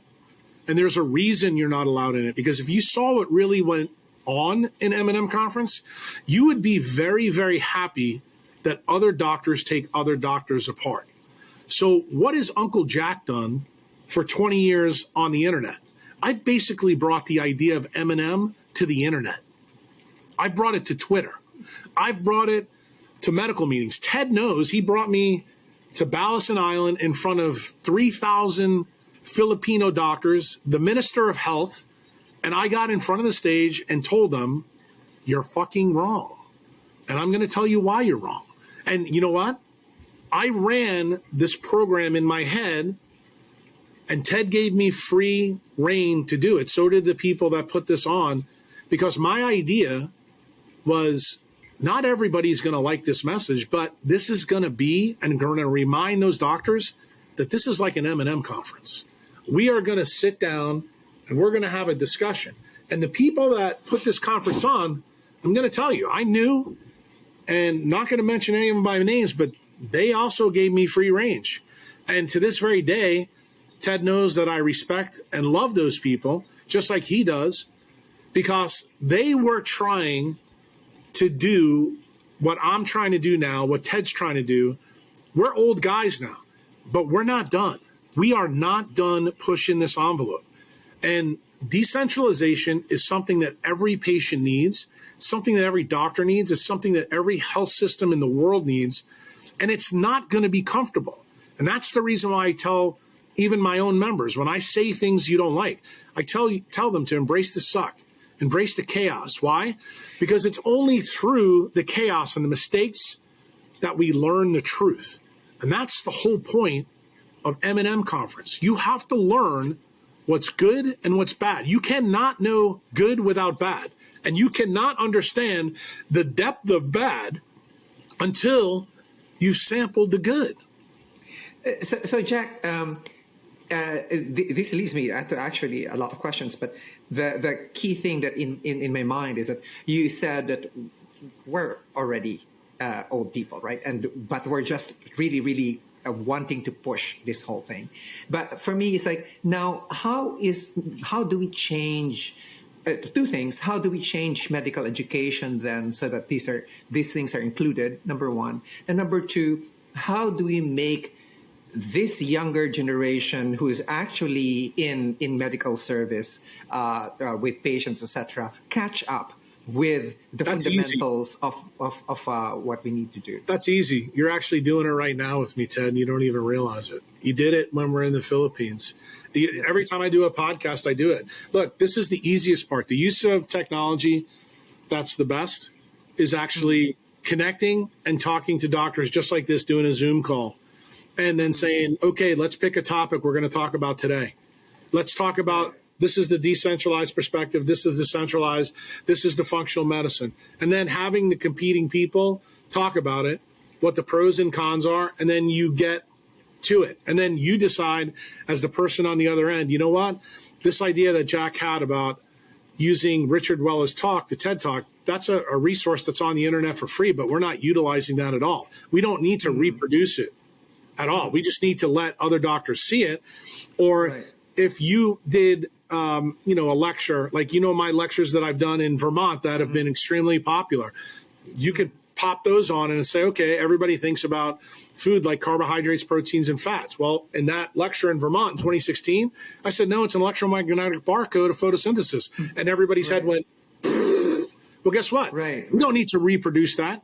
It's already there for people to see. The problem is, Ted, if it becomes pretty obvious because the same doctor keeps coming up to the medical board because they keep prescribing, I don't know, say a diet high in linoleic acid because they like canola oil and safflower oil, and it becomes very clear that they watch this and they don't believe it. They still believe the dominant paradigm that was born in around Ansel Keys. Right now, they're protected in the centralized system. They won't be in my system. Yeah. So Jack, for example, the one thing, there's one thing that I know is actually difficult to understand for many doctors, but they can be educated in it, the existence of wide-band semiconductors and so on. What did you think of the work of Michael Levin on bioelectricity and the DNA is the one simply specifying, what ion channels are there? I don't think it's complete. I don't think, to be quite honest with you, I don't think Levin truly understands some of the foundational stuff that I teach. Like, if you put his ideas and my ideas together, you would actually see this is the basics of biophysics. Like, in other words, if you want to know what manipulation of the atomic lattice inside a cell fundamentally does, it basically takes electromagnetic photons and breaks them into electric and magnetic fields and uses them. What's the electric field in a cell? It's the DC electric current. What's the magnetic effect? It's actually free radicals. I mean, that's why free radicals have one unpaired electron. You put them in an EPR machine and you see them. And Ted, you know this better than anybody, that the things that you and I were taught about RNS and ROS is so out of date, because of the people that originally did it. It has such a negative connotation. I'm going to tell you, you can't live with ROS or RNS. The key is understanding how they're quantized by the light in the environment you're in, or the light that's made inside your mitochondria through metabolism. And therein lies the key. I would look at Levin's problem the way I look at the great pyramids of Giza. You go and look at Giza and go, this is absolutely spectacular. But to this very day, 5,000 years later, we have no earthly idea besides a tomb what the hell the pyramids did. And there's so many ideas that Levin has that are great, but this is what I would tell you. If his ideas don't improve the public health, I don't want to fucking talk about them. Why? Because decentralization, what did I tell you before? I'm always going to bring you back to this key. Survival of the fittest was Darwin's paradigm. What's my paradigm? Survival of the wisest. The wisest doctors are going to be the people that have the best outcomes. Okay? So I don't want to hear anybody's theories until I see return on equity from the healthcare system that we decide to go in. And I think right now, the biggest RCT that needs to be done is put an RCT up against decentralization in networks, because that's effectively what E equals MC squared is, and the photoelectric effect. When a randomized controlled clinical trial on lipids shows that it blows away the photoelectric effect, I will write prescriptions for statins. Okay, so the question that I have here then is, for our listeners and audience out there, I always love to because as you can see, Jack is really a brilliant guy, and he will take you right back to fundamentals, and his fundamentals is really on the properties of physics, right? We are basically in light, water, and magnetism territory. And you could see here where what he's actually saying is, well, we have to manage when we're taking a look at ourselves, our health, etc. There's the biophotons in our body that need to get managed. Where to source the electrons for them. So when you understand Jack that way, it becomes easy to follow what he's getting at. It's because there's a gap between the current system today and what Jack is trying to say is like, here's the fundamentals of what you should know, and here's how it ramifies upwards and affects your health. Right? Correct. So when you start we can use technology to make that quantum leap. Why? Because all of us, especially last 3 years, have lived through Zoom calls and everything else. People can do their jobs this way now. I know that I can teach, and I'm going to tell you this, Ted, because you asked me this question. I want to make sure I really hammer it home. I believe when I take somebody who has basic science training like we all get in medicine, chiropractic school, naturopathic medicine, it's not going to take too long. In fact, I will tell you, I was sitting in a meeting, a healthcare meeting at a very high level, and I had an 18-year-old girl in the audience, and she was going like this, champion, putting her head up, and she goes, "Dr. Jack, please just tell me, because what you're saying, everybody in my family is doctors. They think I'm crazy. What should I do to become a doctor?" I said, very simply, call up Jim L. Khalili and go to the University of Surrey, do 2 years in biophysics, learn as much as you can, and then come see me, and I'll teach you to be a neurosurgeon in 1 year. Because I can distill neurosurgery in 1 year that you really need to know in a decentralized fashion. But guess what? Centralized, oh, no, you need 7 years of neurosurgery. And, there's so much that you have to learn. If the people here don't know, I also respect Jack because Jack is also a dentist before he became a neurosurgeon. And I have a great respect for dentists. My sister and my nephew and niece are dentists. So I have great respect for dentists. And then dentists are tooth brain surgeons. That's the way I look at it. Remember, yes, I agree. The whole goal is to stay out of the nerves of the tooth.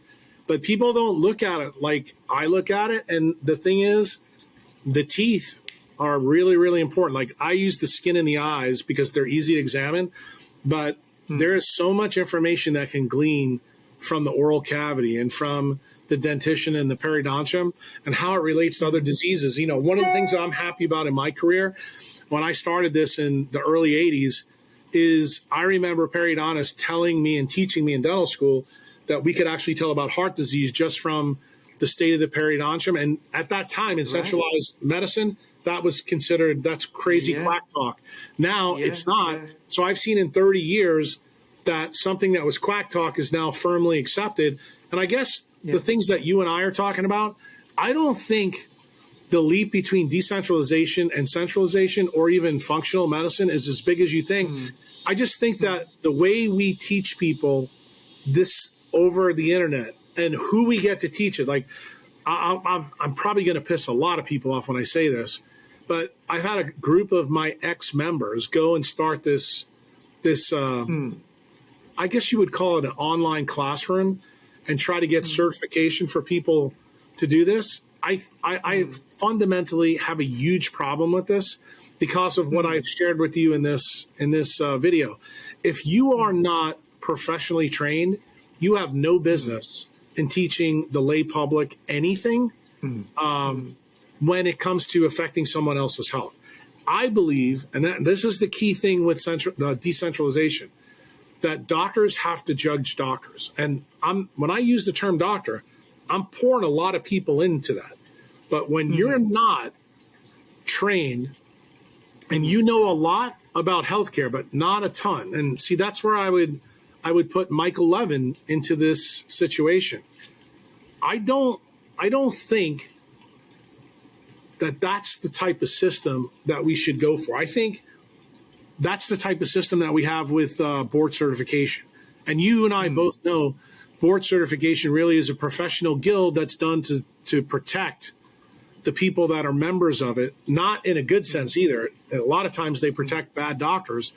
I just don't think getting training that way is the way to do it. I want to see it very open. I want to see a kid like this girl go and get trained somewhere by real scientists and then come back and have a clinician work with her. And then she goes out and then teaches. You know how, like, when you and I were both young doctors, we used to have a saying in residency, see one, teach one, do one. That is fundamentally a decentralized idea. And we have gotten so far away from that in residency now. And when I listen to program directors now talk about, oh, well, we can't do that because it led to a lot of bad problems, I'm sorry. I totally disagree with that, because I look at the quality of doctors that are produced now is they are woeful in helping the public health. This is the reason why I go after people in academia, because if they were right, everybody should be walking around healthy as all get out. And they're not. So that's the reason we have to stop listening to dumbasses. Well, Jack, a thing that came to me, in terms of evolution, which you mentioned earlier, is like one of the principles of universal Darwinism is actually survival of the most stable. Does there need to destabilize the centralized medicine paradigm, or is the mere fact of establishing decentralized medicine destabilize it by itself? Guys, Ted, I'm going to answer this probably and shock you. I think centralized medicine has destabilized itself over the last 3 years. I think they're doing enough for me. In fact, I would tell you the way I look at decentralized medicine through COVID is the way the Egyptians learned about water and how to break an obelisk out. They knew that if they could get water in a certain crack, that's all it would take for their stones to do it. They were very, very crafty. And I think Buckminster Fuller is resonating in my head when I answer this question to you.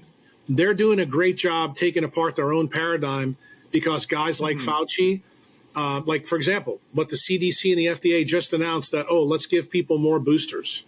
I mean, after looking at the aftermarket data, anybody who says let's give them more boosters, they need to have their head examined. That would be the stupidest thing you could ever do. Why? Because they didn't work the first time, and they're certainly not going to work again. But you have to realize incentives dictate the outcomes. The CDC and the FDA, these are people who are incentivized for big pharma. So, of course, they're going to tell you that. But the problem is the public doesn't look at the CDC or the FDA the way you and I do. We know what they are.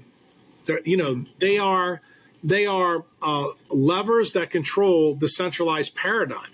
And those things, I mean, the simple thing to do, like in a country like the United States, is I would just tell people do not comply with anything the CDC or the FDA says. In fact, I would tell you to do exactly the opposite, because that's exactly what they deserve. Their information has been so bad for so long on so many different things. Let me give you an analogy. I think you'll probably chuckle at this. So I was in a foreign country not that long ago in front of a group of very influential people, and I made the case, the very provocative story, that if I was to tell you that your health would be better by being under the care of the Colombian cartel for cocaine versus the CDC or FDA, would you believe it? And of course, everybody in the crowd just got a big smile on their face like you did, and they laughed and this and that. Well, they stopped laughing, Ted, after the next slide that showed up that showed how many people died of cocaine and fentanyl deaths in the last 3 years compared to how many people died from COVID and from COVID vaccinations. And you guess what? Everybody stopped laughing then. So when I told them the initial premise that I made to you sounded preposterous. Why? I understood. But you know what people don't understand about decentralization? Just put some sunshine on the data, on the facts. And all of a sudden, people will be able to make their own decision, because guess what? If you sit down with me and you're my patient in the operatory and I tell you this story and I show you that slide that I showed them, all of a sudden you begin to realize, well, if we made this big a mistake with that, what kind of mistake are we making with statins? What kind of mistake are we making with stents? What kind of mistake are we making with, cabbage versus non-operative treatment? What kind of mistake are we making with fusions And this is the point, Ted. The point is the decentralized perspective has never been given a chance to show its power. Okay? And the one thing that infuriates me is that every single person that will ever listen to this video is here listening to it because Mother Nature allowed you to be here. 5,000 years ago, there was no centralized doctors. Okay? It was nature. And we are here because of that medicine. And we are the most arrogant, silly talking monkeys to not realize that. Even when we have data from 5,000 years ago that the Egyptians put a sphinx that looks to the east, grounded to the ground in the middle of a desert. They were telling us something. There was a reason they named their god after the sun. Now, did they have it all right? No, just like I'm telling you on this podcast, I don't think I have it all right. But do I think that the Egyptians had more right about decentralized health than the FDA and the CDC have right now? That's exactly what I'm saying. So, Jack, we're on the subject of regulatory systems and so on. So do we require separate regulatory systems then? Or since the doctors are policing themselves, etc., who's going to police the policemen? You mean the doctors? The doctors will police. The doctors are going to police the doctors. That's the only way to weed out the good and the bad eggs. And it can't be set up in the system the way we have it in the United States. The problem in the United States, since I'm in that system, if you're a good doctor, the system works good. The problem is if you're a bad doctor, the system protects you. That can't happen. In my system, bad doctors have to be weeded out. Good doctors have to be they have to be more vocal. In other words, what I'm saying to you, Ted, that I think the public won't understand who listens to this podcast, just remember the greatest M&M conferences that you ever heard. It's when someone's getting eviscerated. And then what happens after the evisceration happens, everybody comes and then teaches that person what they missed. Guess what? That's a lesson that the doctor never forgets. Why? Because we can tear each other apart, but we can also build it back together and say, look, this is where you made the mistake. Never let this happen again. This person lost their life because of this decision. And you need to understand why they did it. These are the kind of decisions and discussions that politicians, that hospital administrators, and the lay public, they've never experienced, Ted. Most people would not understand some of the things that I've seen and experienced in M&M conferences, but guess what? As part of my system, there's going to be a lot more M&M conferences. And we are going to find good doctors. And we are going to make sure those good doctors want to teach the other bad doctors. And if the bad doctors don't want to learn, those bad doctors will become lawyers and politicians. Well, I just remind this is I remember during clinical clerkship and internship where we did our morbidity and mortality audits was in a hall called Guazon Hall in the hospital, and everyone called it Guazon Hell because it is really hell when you're inside there and you are the one presenting your case. But anyway, Jack, I want to switch gears now and clarify some of the things that people might have heard out there, concepts and pronouncements that you've made so that it's clearer for them when they hear you speak. Like, for example, you said that evolution occurs through photolithography. So what exactly do you mean by that? Evolution occurs through photolithography. Well, I think it's a great question, but it's a question that I think for you to get the full answer, you have to truly parse and listen to what I said to Huberman over that 10-hour interview. Basically, prior to the Cambrian explosion, chlorophyll was probably the single biggest semiconductor. Remember, what does photolithography mean? How is a semiconductor made? Okay?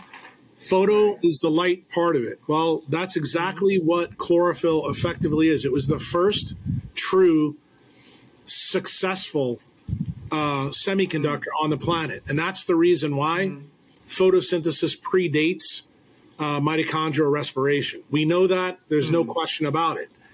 The interesting thing is, at the same time, while chlorophyll was being built, so was melanin and so was hemoglobin. It turns out that hemoglobin took a little bit longer to get perfected than chlorophyll did, okay?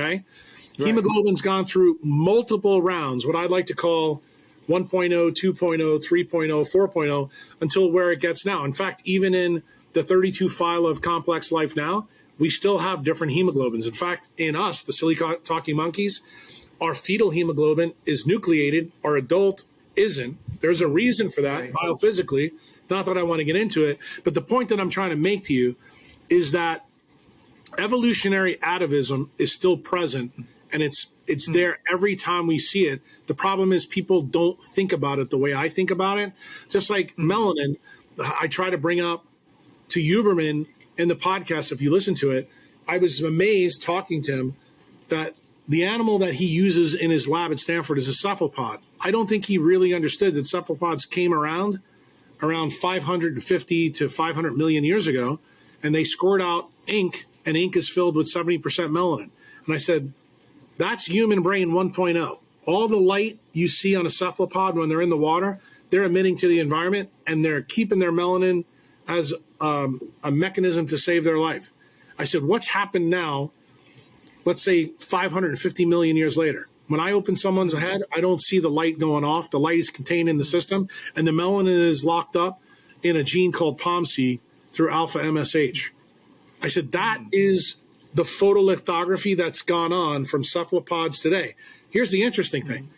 The conditions of existence from cephalopods to us today still are good enough that cephalopods and silly talking monkeys can actually still exist on the planet today. In other words, it hasn't changed as much as you think, but what really did change, the conditions of existence from 3.8 billion years ago to the Cambrian explosion was massive. It was the electromagnetic environment that changed tremendously. So this is the black swan mitochondriac idea that you've seen me timestamp in everybody. I've timestamped it in you. I've timestamped it in everybody I talk to, because it's the electromagnetic footprint of the environment that performs the photolithography that makes the semiconductors. And the ones that show proof of work for physiology, those are the ones that are highly conserved. So something you said earlier that I didn't interrupt you on that I wanted to, but I'm going to say it now, is the hardware inside a cell, the DNA and RNA, is the thing that's designed to be stable by evolution, because that is the semiconductor fabrication plant. That's Applied Materials. That's Intel. Okay? The mitochondrial DNA is actually the engineers in Silicon Valley that say, we've got a problem in the environment that these silicon, or I should say these semiconductors aren't fixing. We need to do something to change the atomic lattice to see if we can improve it. So in modern times, what would be that idea? The first idea is neuromelanin was likely the first melanin. Then we got eumelanin. Then we got pheomelanin. Why? You got these other versions of melanin because they were solutions to changes that occurred in the electromagnetic environment. What is that change in the electromagnetic environment that you and I have taught people about? Well, you only need pheomelanin or eumelanin when you leave the East African Rift and you have L0, L1, L2, and L3, and you go up to the 51st latitude, and guess what? Your melanin can't be dark like it is in the substantia nigra. Actually, you need a different color. Why? Because terrestrial sunlight is different at that level. Therefore, we innovate blue eyes. Therefore, we innovate light skin. Therefore, we get the melanin out of our skin and put it inside of us so that we can do things with. And what are the remnants of this idea to this very day that I may be right? Well, remember, you're an aficionado of mitochondrial biology like I am. Remember, the Homo that was right before us was the Neanderthals. We still have some of the Neanderthals in us. What people don't know about Neanderthals, they got the name Neanderthal because it's the Valley of Neanderthal in Germany. We haven't found a skeleton of them above the 51st latitude. What else don't people know? They had 125 grams more brain tissue than us, and their eyes were bigger than ours. Guess why? They were optimized for a better light environment. And when they got to the 51st latitude, all of a sudden, they weren't the best primate on the planet. It turned out the silly talking monkey that also came up out of Africa was a little bit better. Why? Because it didn't have as much brain tissue in its head, and it made it more survivable at higher latitudes.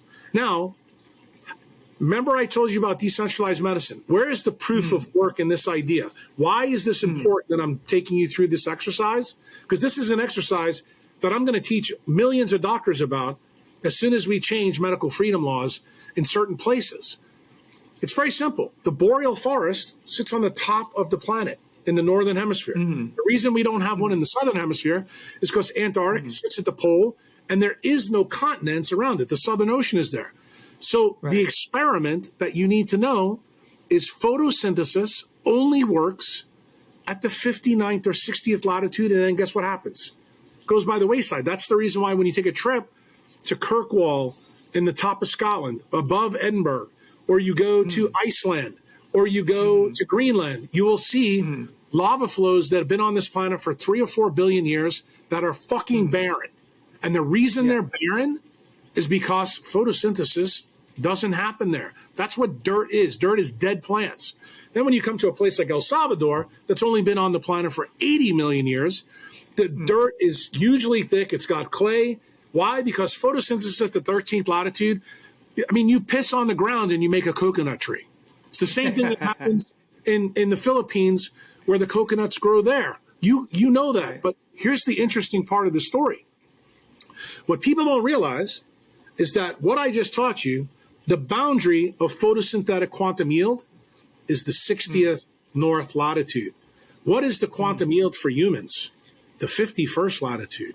And that story has been proven in the fossil record. But guess what? Centralized systems and functional medicine systems do not tell their patients that maybe living at the 59th latitude isn't a good fucking idea. So let's scale that even further back.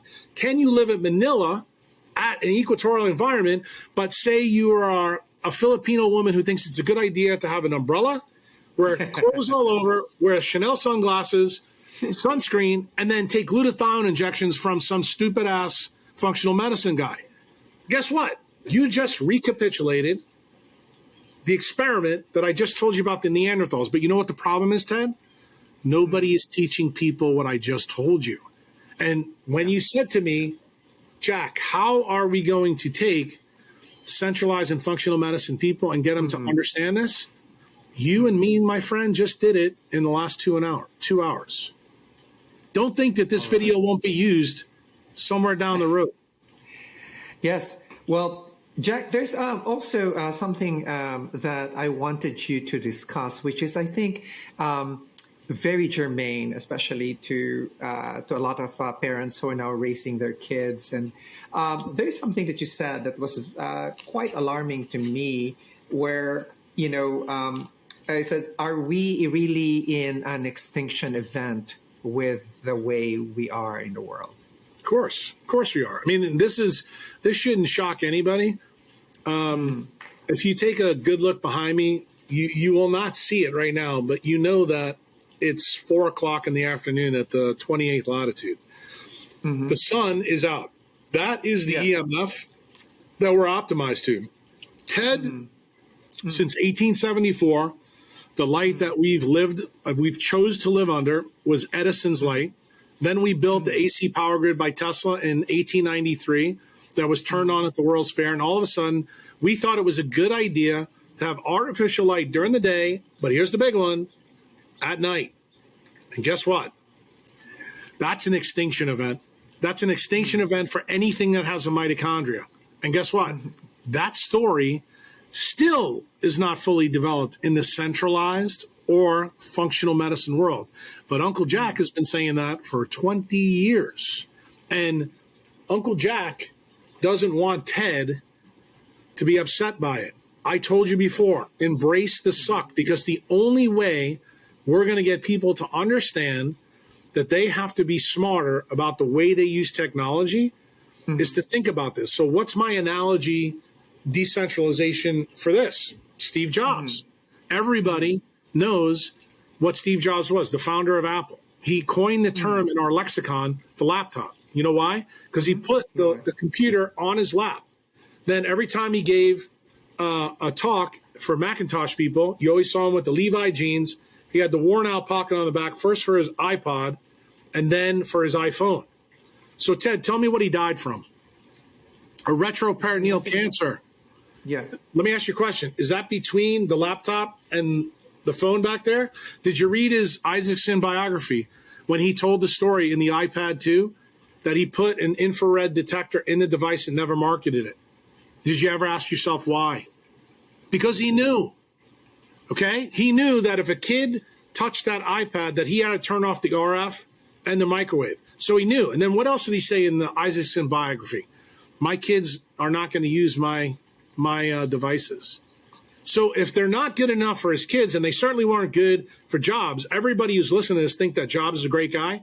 Let me ask you a question, Ted, about what I said to you 2 hours ago about decentralized medicine. Isn't it about the return on equity? The return on equity for Steve Jobs is 56 years old. He has a fucking $9 billion estate. He's fucking dead. Me and you are both over 56 years old. We are still kicking ass and taking names. So let me ask you a question. How successful really was Steve Jobs from a decentralized perspective? And then when you consider that he's probably killed and hurt more people than the asteroid did 65 million years ago.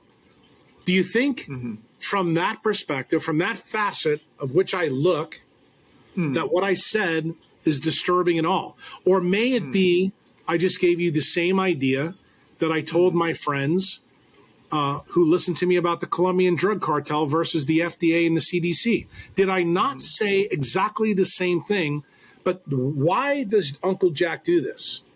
I told you the answer. It's an M&M conference. I want you to know exactly what you're doing. Because when you know exactly what you're doing, Ted, Decentralized Doctor is going to allow you to continue to wear the headphones and be inside and talk to me. Okay? Right. I'm not going to tell you, Ted, you made this as a conscious choice. I know that you did that. But it's my duty, if you're my patient, for me to tell you, if you continue to do this over and over and over again, I'm going to have to fire you as a patient, and I'm going to send you to Peter Attia, or I'm going to send you, to one of the other losers that's out there in centralized medicine. I mean, I treat patients, clinicians, just the way nature does. If you don't follow her laws, what is the biologic toll you get? It's mitochondrial disease. And that mitochondria changes the translation of the genome. Guess what? That's exactly what it does. It's an electromagnetic event. That's what technology is. It's the same thing that happened when the asteroid hit the planet. People ask me all the time, what was the electromagnetic event in the KT event? An asteroid that was 6 miles wide blocked the sun for a period of time. That's the key. In other words, if you block the sun, that's a really bad problem. The flip side of that is if you have light at night that we create and you do it that way, that's additive to the problem. That will get you extinction. We will turn back into, I think you'll probably remember this conversation we had in Orlando, that I said if we had an electromagnetic Meg machine, that there's a possibility that we could actually get monkeys to talk. Remember that? Yes. And I actually really believe that. And it's the truth. Why? Because of what I told you right here. We don't realize how the electromagnetic footprint in our environment has changed radically in the last 150 years. And that is the single biggest lever that is ruining our mitochondrial biology. And that mitochondrial biology reacts by doing things that the RNA and DNA shouldn't be doing. It's designed to be quiet and stable so that it can stay as a photolithography plant that makes the best semiconductors that nature has come up with for 3.8 billion years. But guess what? When you start using Microsoft, Meta, Apple, and you do it to a great degree, you are messing up with the key features of what makes you you. So let me get to one of my favorite topics, Jack, which is psychedelics. Uh, does that enhance anything like a biophoton emission, biophoton capture, or what does it do? I just want to give a background to our listeners here that by the way, when Jack says in the nervous system, in the brain, the melanin, etc., I'd like to remind them that in the embryology, the brain is actually derived from a fold of the skin, right? So it's derived from ectodermal tissue or skin tissue. So brain tissue and skin tissue are actually derived from the same origins. So is melanin. And so is melanin. And so, if you go back to that, you'll see what Jack is saying in terms of embryology. The other thing that is actually an engineering question when I used to handle PhD bioengineering students is that, how are you going to wire, the brain with the skin? And since they have no idea of embryology, they sort of devised all sorts of ways to do it. For me, it's an exercise to think about biological processes. But to get to the question at hand is, so does it enhance biophoton emission, Jack, or biophoton capture? What does it do? Actually does both, but here's the interesting part. What people miss, people who have a positive connotation for psychedelics don't understand that the process is quantized. So the argument that I gave to you before about RNS and ROS, it's the same thing. So it means the same key opens up the door to heaven and hell. So if you have somebody who has trash mitochondria, utilizing psychedelics may help them, but it also may destroy them. So DMT, especially because it's a derivative of melanin breakdown, with hypoxia, you need to realize that the system that controls this, meaning the levers of the boxcars and biochemistry tied to this, are all light frequencies. So if you live a life where you're breaking all of nature's laws, you can see that my advice is going to be very careful the way you use psychedelics.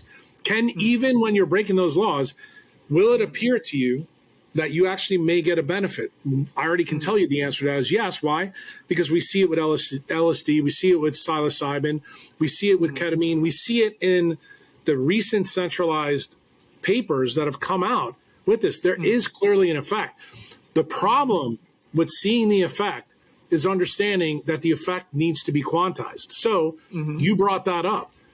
Does it change biophoton emission? We know that without a doubt. Now, how are we really going to tell?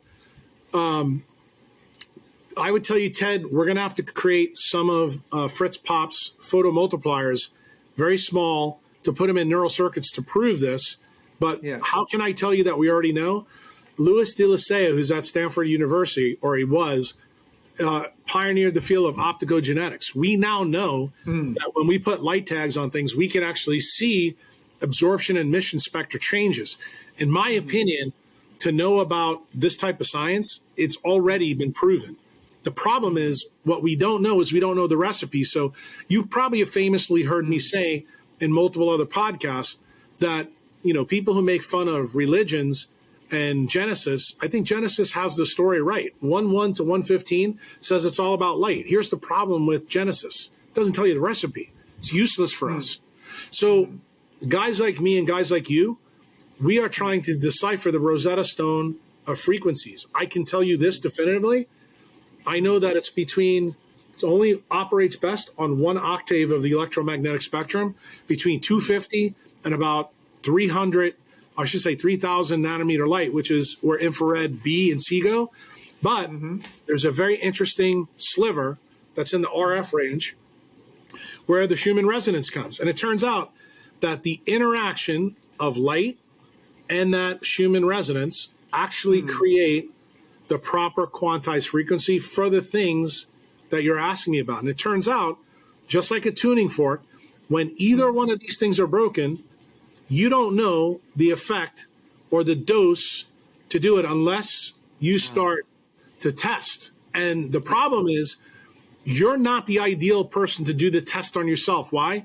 This is something that you learned in quantum mechanics.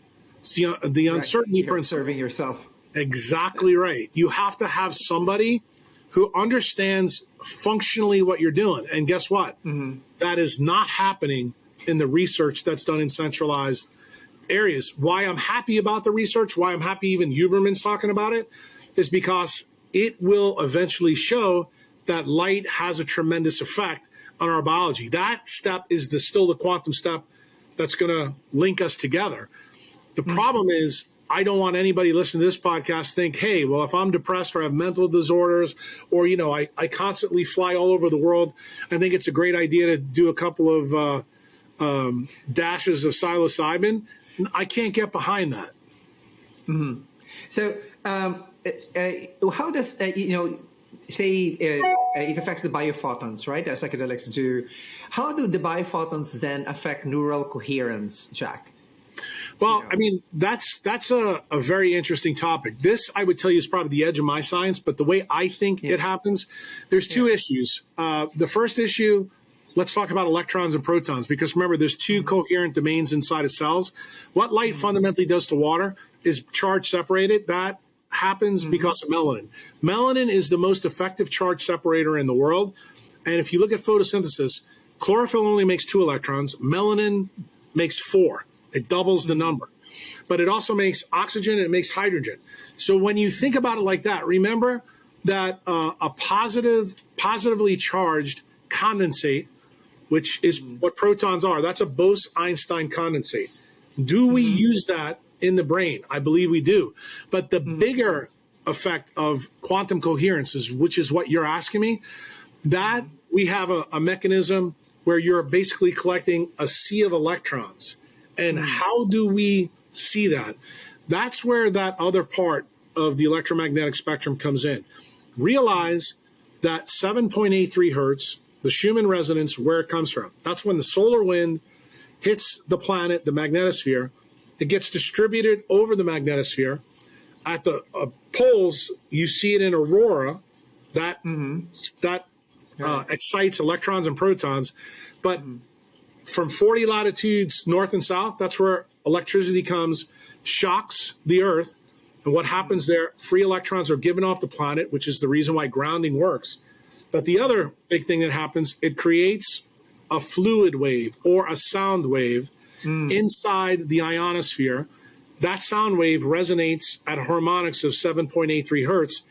That is codified in the alpha wave that's created in our thalamus. Here's the key. You said this earlier in the podcast, over 2 hours ago.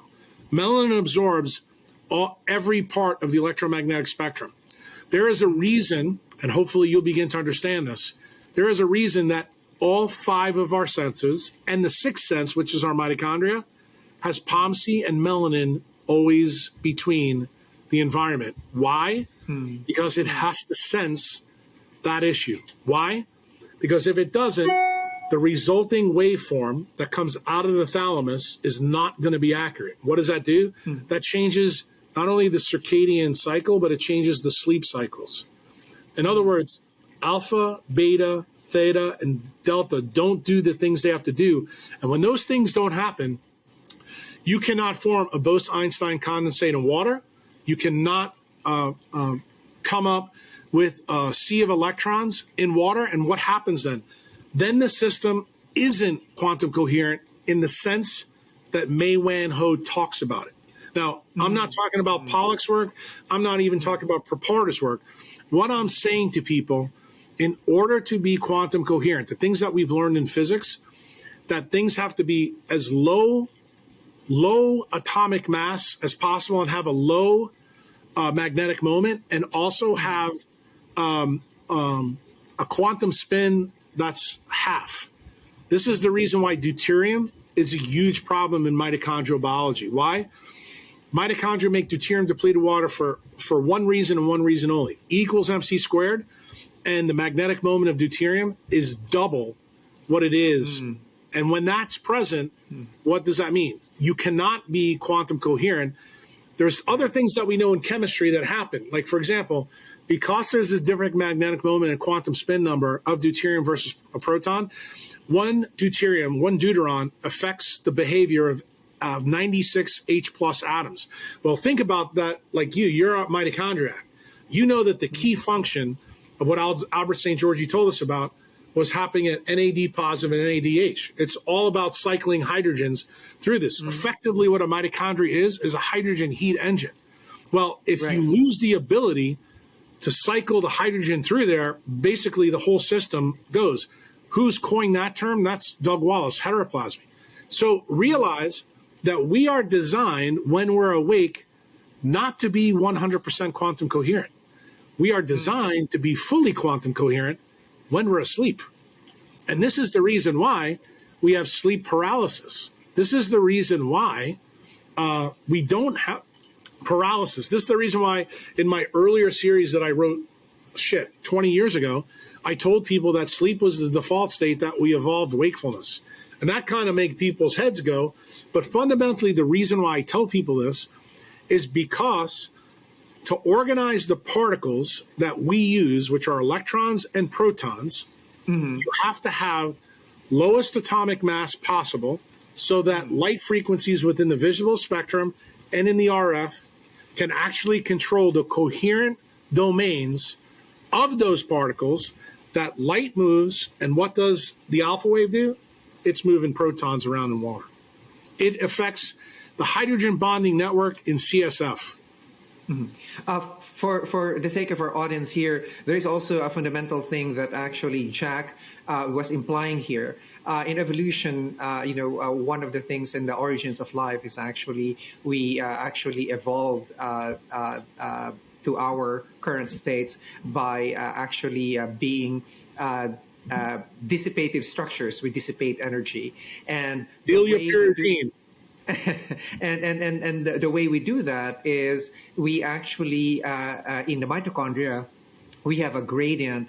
And what's, although everyone is focused on the tricarboxylic acid cycle or the citric acid cycle, what really is at the background of that, that's not seen even by many medical biochemistry students, is that this is an automated way of maintaining that gradient, that proton gradient, which then must be dissipated in order to phosphorylate your ADP. Right, so that's the background of Jack, and Jack actually very elegantly and eloquently stated what happens, when that is disturbed, and where we came from is from a default sleep state, and coherence, quantum coherence, which then defines everything that's coherent in the body, like our neurocoherence, for example, sleep, and so on. It's all stemming from that kind of physics. So, Jack, my last two questions for you is, what are the current biophoton therapies that are available or must be developed? I think the number one thing, if you were to ask me, and I've actually put this to a couple of my engineering friends that I'm working with right now. One is in the computer business. Another one is actually, believe it or not, an airplane engineer, but he's very interested in light. I think the number one thing that we need as clinicians is that we need a tunable light that includes UVA, UVB, UVC, with infrared A that we're able to dial up from 600 to probably 1100. Would I really like to go to 3100? Probably, but it's going to be ridiculously expensive to do. But I need a light that can bring both of these lights on. Why?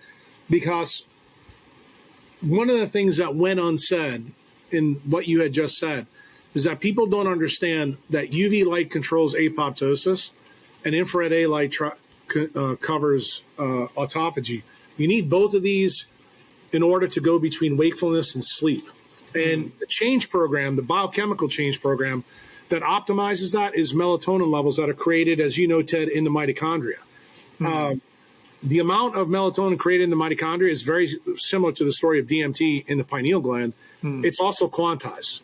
And it turns out that when this system is awry, when you don't have as much quantum coherence at sleep, that the system becomes screwed. How do we see that? If we had an electrode that we could put in someone's mitochondria, I tell people, I at least tell my people this, I don't know what you tell yours, but from the differential between cytochrome 1 and oxygen health is maintained between negative 400 millivolts to negative 200. When you fall below negative 200 millivolts, it's impossible to be quantum coherent, okay? So that's also when diseases begin to show up. So, for example, one of the things that I said that may confuse people, the neurologic system is partially quantum coherent while we're functioning. That is the reason why it's surrounded by water. Everybody always asks, what are the inconvenient truths? Why do I like being a brain surgeon? Because the brain is the most amazing thing out there because it's so different than any other organ.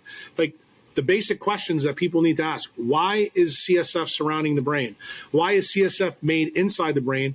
Why did the blood vessels not come in like a kidney? They come in from the outside in through the subarachnoid space.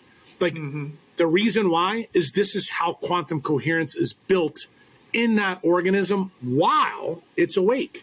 It's an organ that's built to be partially quantum coherent, and it's utilizing the electron state of water with light through the eyes and the skin through the non-visual photoreceptive system. This is all the magics that are involved in that neuroectoderm layer that you talked about. But guess what?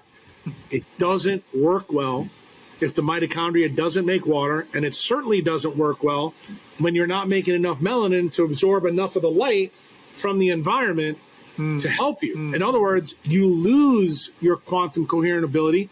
And what do functional medicine, even mitochondriac medicine, and centralized medicine stumble on? They don't realize that keeps you outside the range of the DC electric current. In other words, the paradigm of, say, Nick Lane, where he did a great job in his books and talks about that 30 million volt charge. Well, if you don't have these processes all yoked together, your inner mitochondrial membrane may only give you 15 million charge. And when you have a 15 million charge, if you ask any physicist, if you drop the charge by half, that's also a quantized number, a quantized effect. That means that your ability to quantum tunnel with protons, electrons, or quantum entangle also drops. Why? Because of Einstein's equation, E equals mc squared. Entanglement and quantum mechanics is much easier when energy isn't constrained by mass. And that's really what the story is inside of most cells. But guess what? Not too many people have biohacked the periodic table like I have. Not too many people have thought about these kind of questions. I can tell you, you're about the only person that's asked me these type of questions on a podcast. Why? Because you have an understanding that few other people have. Why? Because you've been bouncing between these levels pretty much your whole life, looking for that framework, say, tell me, tell me, tell me. And you're there now. Yeah. And you may be an old dog, but I think the main difference between me and you is you have chosen the path to be one-on-one with the patient probably more than I have. I have chosen to go down the path that I think Einstein, Feynman, and just about every theoretical physicist did. Somebody, since you and I were in the Philippines, somebody told me that they felt that I was probably the first theoretical quantum biologist, that I will sit and think about things until I figure them out, and then I like to see patients so that I can see if my insights are correct. And see, ultimately, this offends, this talk will offend many centralized doctors, but you can see I have a big smile on my face. And the reason why is because this is the reason why people hated Einstein. Because when he wrote his 4 papers, he had no experimental proof. There's no footnotes on the page. He said, given the thermodynamic givens, this has to be the way it happens. And the best part of this story is the United States government and the German government hired a guy named George Millikan to prove Einstein's wrong. Why? Because at the time, in 1900 to 1905, Germans controlled the centralized paradigm of physics, and they couldn't believe a lowly Jew who worked in Bern as a clerk could possibly write these 4 papers and possibly be right. So Philip Leonard, who was the power at that time, kind of like the Fauci of the day, said the science doesn't believe Einstein. So Einstein just kept tooling along, and it took almost 20 years for him to get his Nobel Prize. And the irony is how most people don't even know how he got it. He got it because two governments that didn't believe Einstein hired a guy to prove Einstein was wrong, and he wound up proving Einstein right. His name is George Millikan, and here's the ultimate irony. The Nobel Committee gave Millikan a Nobel Prize before they gave Einstein his. If that doesn't define to you why I have such a disdain for centralized science, nothing else will. Why? Because what did Einstein effectively do, Ted, to put a big bow on this whole podcast? He used his quantum computer to tap into the decentralized network that's behind me now, raining upon us. It's raining on me now because Einstein's laughing so much. The tears are coming out of his face because I'm sharing this with another generation of people who don't know the history of how centralized science tries to keep the decentralized guys down. And to further this point, Ted, because you asked me this question earlier, this is the reason why I don't believe randomized controlled clinical trials are the gold standard. Why? Einstein proved to us it's not. In fact, I told Huberman this. I said, we don't need randomized controlled clinical trials to disprove the photoelectric effect or E equals MC squared. Why? Because they're the laws of the universe. They're not subject to a randomized controlled clinical trial. Why that makes me happy, why I'm smiling to you, is I know that, but they don't. And that's why I always tell people, if I'm wrong, if Uncle Jack's wrong, I got a lot of people behind me, and the biggest one, Mother Nature, is wrong too. I like my company.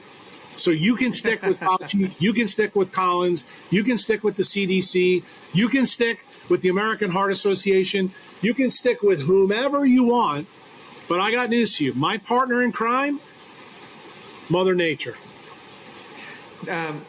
Jack, first I'd like to thank you for something that you reminded me a while ago about the millivolts. There's a book that's actually in my bedside in my beach house. I'm in Washington, D.C. right now.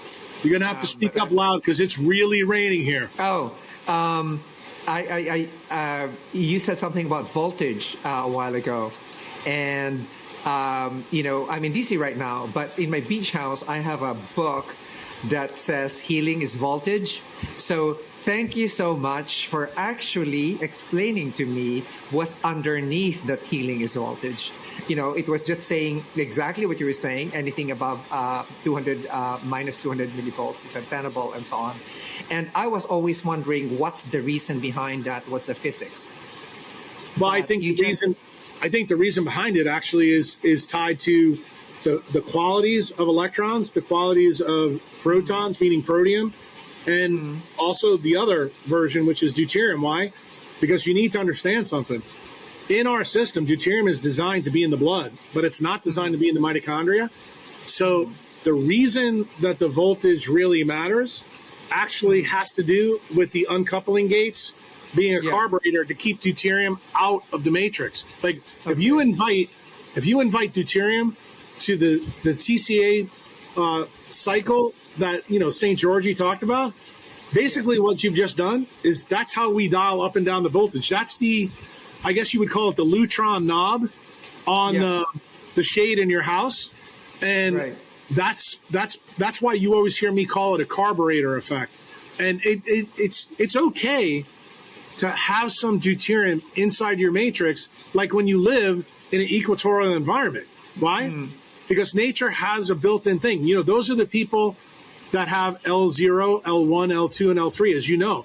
But is it a good plan of attack from a biophysical standpoint to be a white dude like me with freckles, with blue eyes, to have a lot of deuterium in the mix? No, it's not.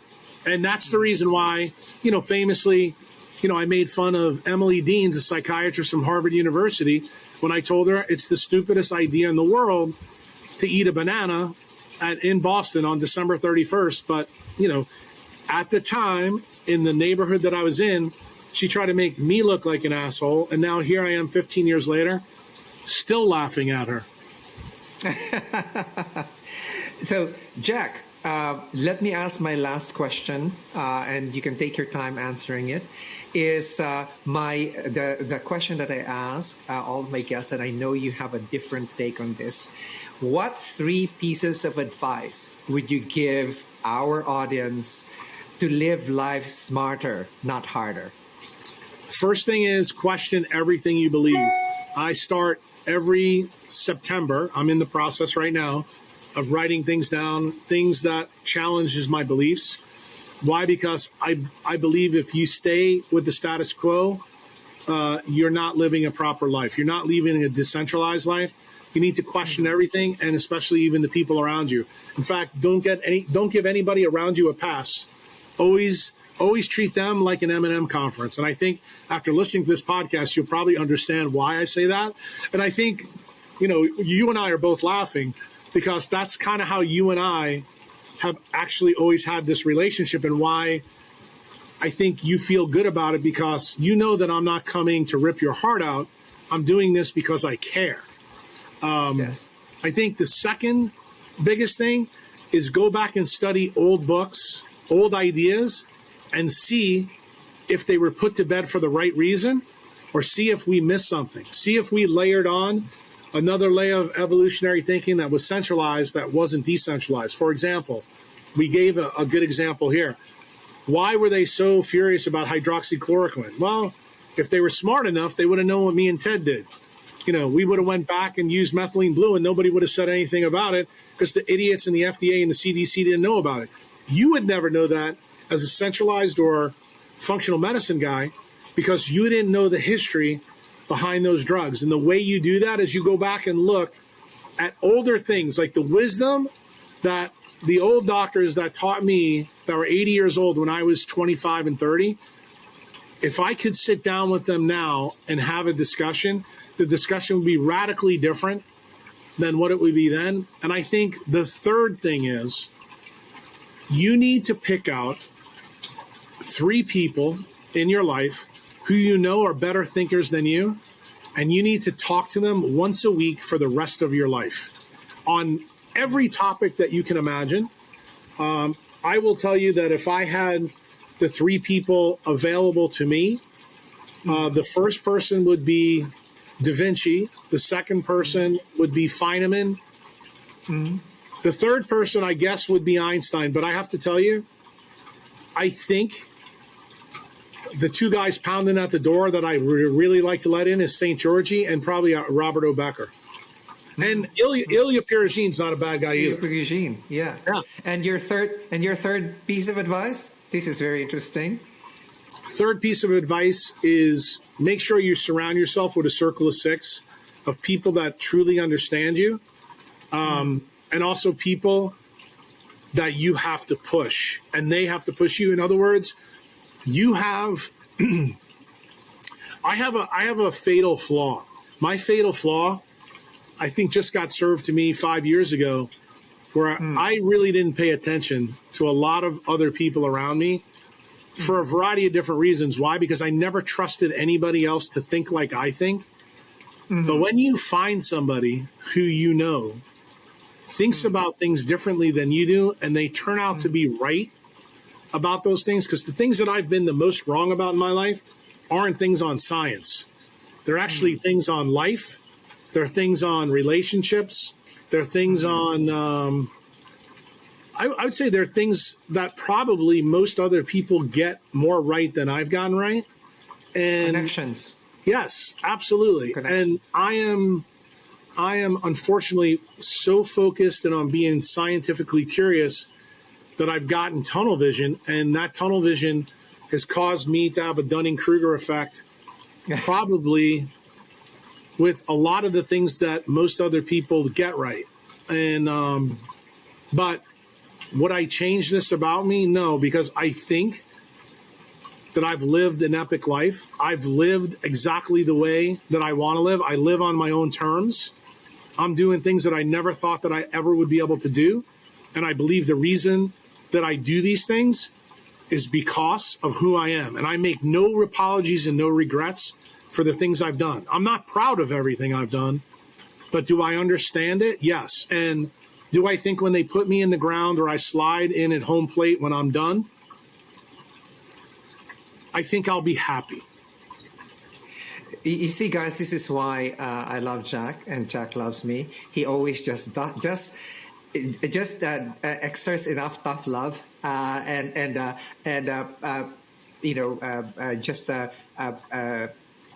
twirls me around and then sets me in a different direction with the way I think. But essentially, in the same general domain where both of us actually have common footing. Now, I would like to end this podcast with Jack.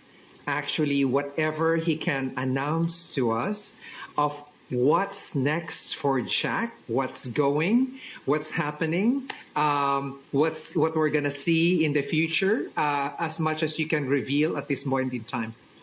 Well, we've been talking for 2.5 hours about something that Ted really wanted to pick my brain about. Jack, tell me what decentralized medicine is to you. Tell me why you think it's the next realm. I think anybody who listens to this podcast will have a pretty good flavor of that. So, Ted, what I would say to you, and this is really a personal message directly to you that I'm sure is going to resonate through you to your audience. My banned TED Talk that I gave in 2011 is the answer to this question. Ideation without execution leads to deletion of every good idea. I shared with you a lot of good ideas. Why? Because I think they're good. I don't care what anybody else thinks. So what do I have to do now? What's coming?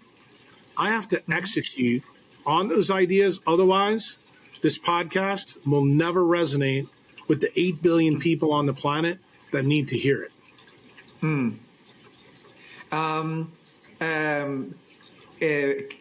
Are we expecting any movie of your life soon, Jack? Could be. Could be. There. Look, in quantum mechanics, what do they say? A lot of possibilities. A lot of possibilities. Well, they're endless. Thank you. Thank you so much, Jack. I just like to titillate our audience here that you will be hearing about Jack on a more global scale and a more global influence fairly soon. And you will be seeing him on a much grander visibility. I have a minuscule visibility, and Jack will have this outsized visibility where I am just Ted, don't sell yourself short. I may need your help teaching a whole bunch of guys who think what's published in Peter Attia's book is correct. So keep your phone open. Thank you so much, Jack, and thank you for talking to me through the sun and rain. Bye. Take care. What an incredible journey we've been on today. A huge thank you to Dr. Jack Kruse for gracing us with his insights, challenging our perspectives, and pushing the boundaries of what we thought we knew about healthcare and medicine. From decentralized medicine to quantum biology, we've covered a lot of ground today. Dr. Kruse's ideas are not just thought-provoking, they are revolutionary, and yes, sometimes controversial. But that's what makes conversations like this so essential. If you're intrigued as we are, be sure to check out Dr. Kruse's books, webinars, and social media platforms where he continues to educate, provoke, and inspire. Thank you for tuning into the Smarter Not Harder podcast. If today's episode has sparked your curiosity, don't forget to subscribe so you never miss another mind-bending conversation. Until next time, keep questioning, keep exploring, and never stop challenging the status quo. Goodbye.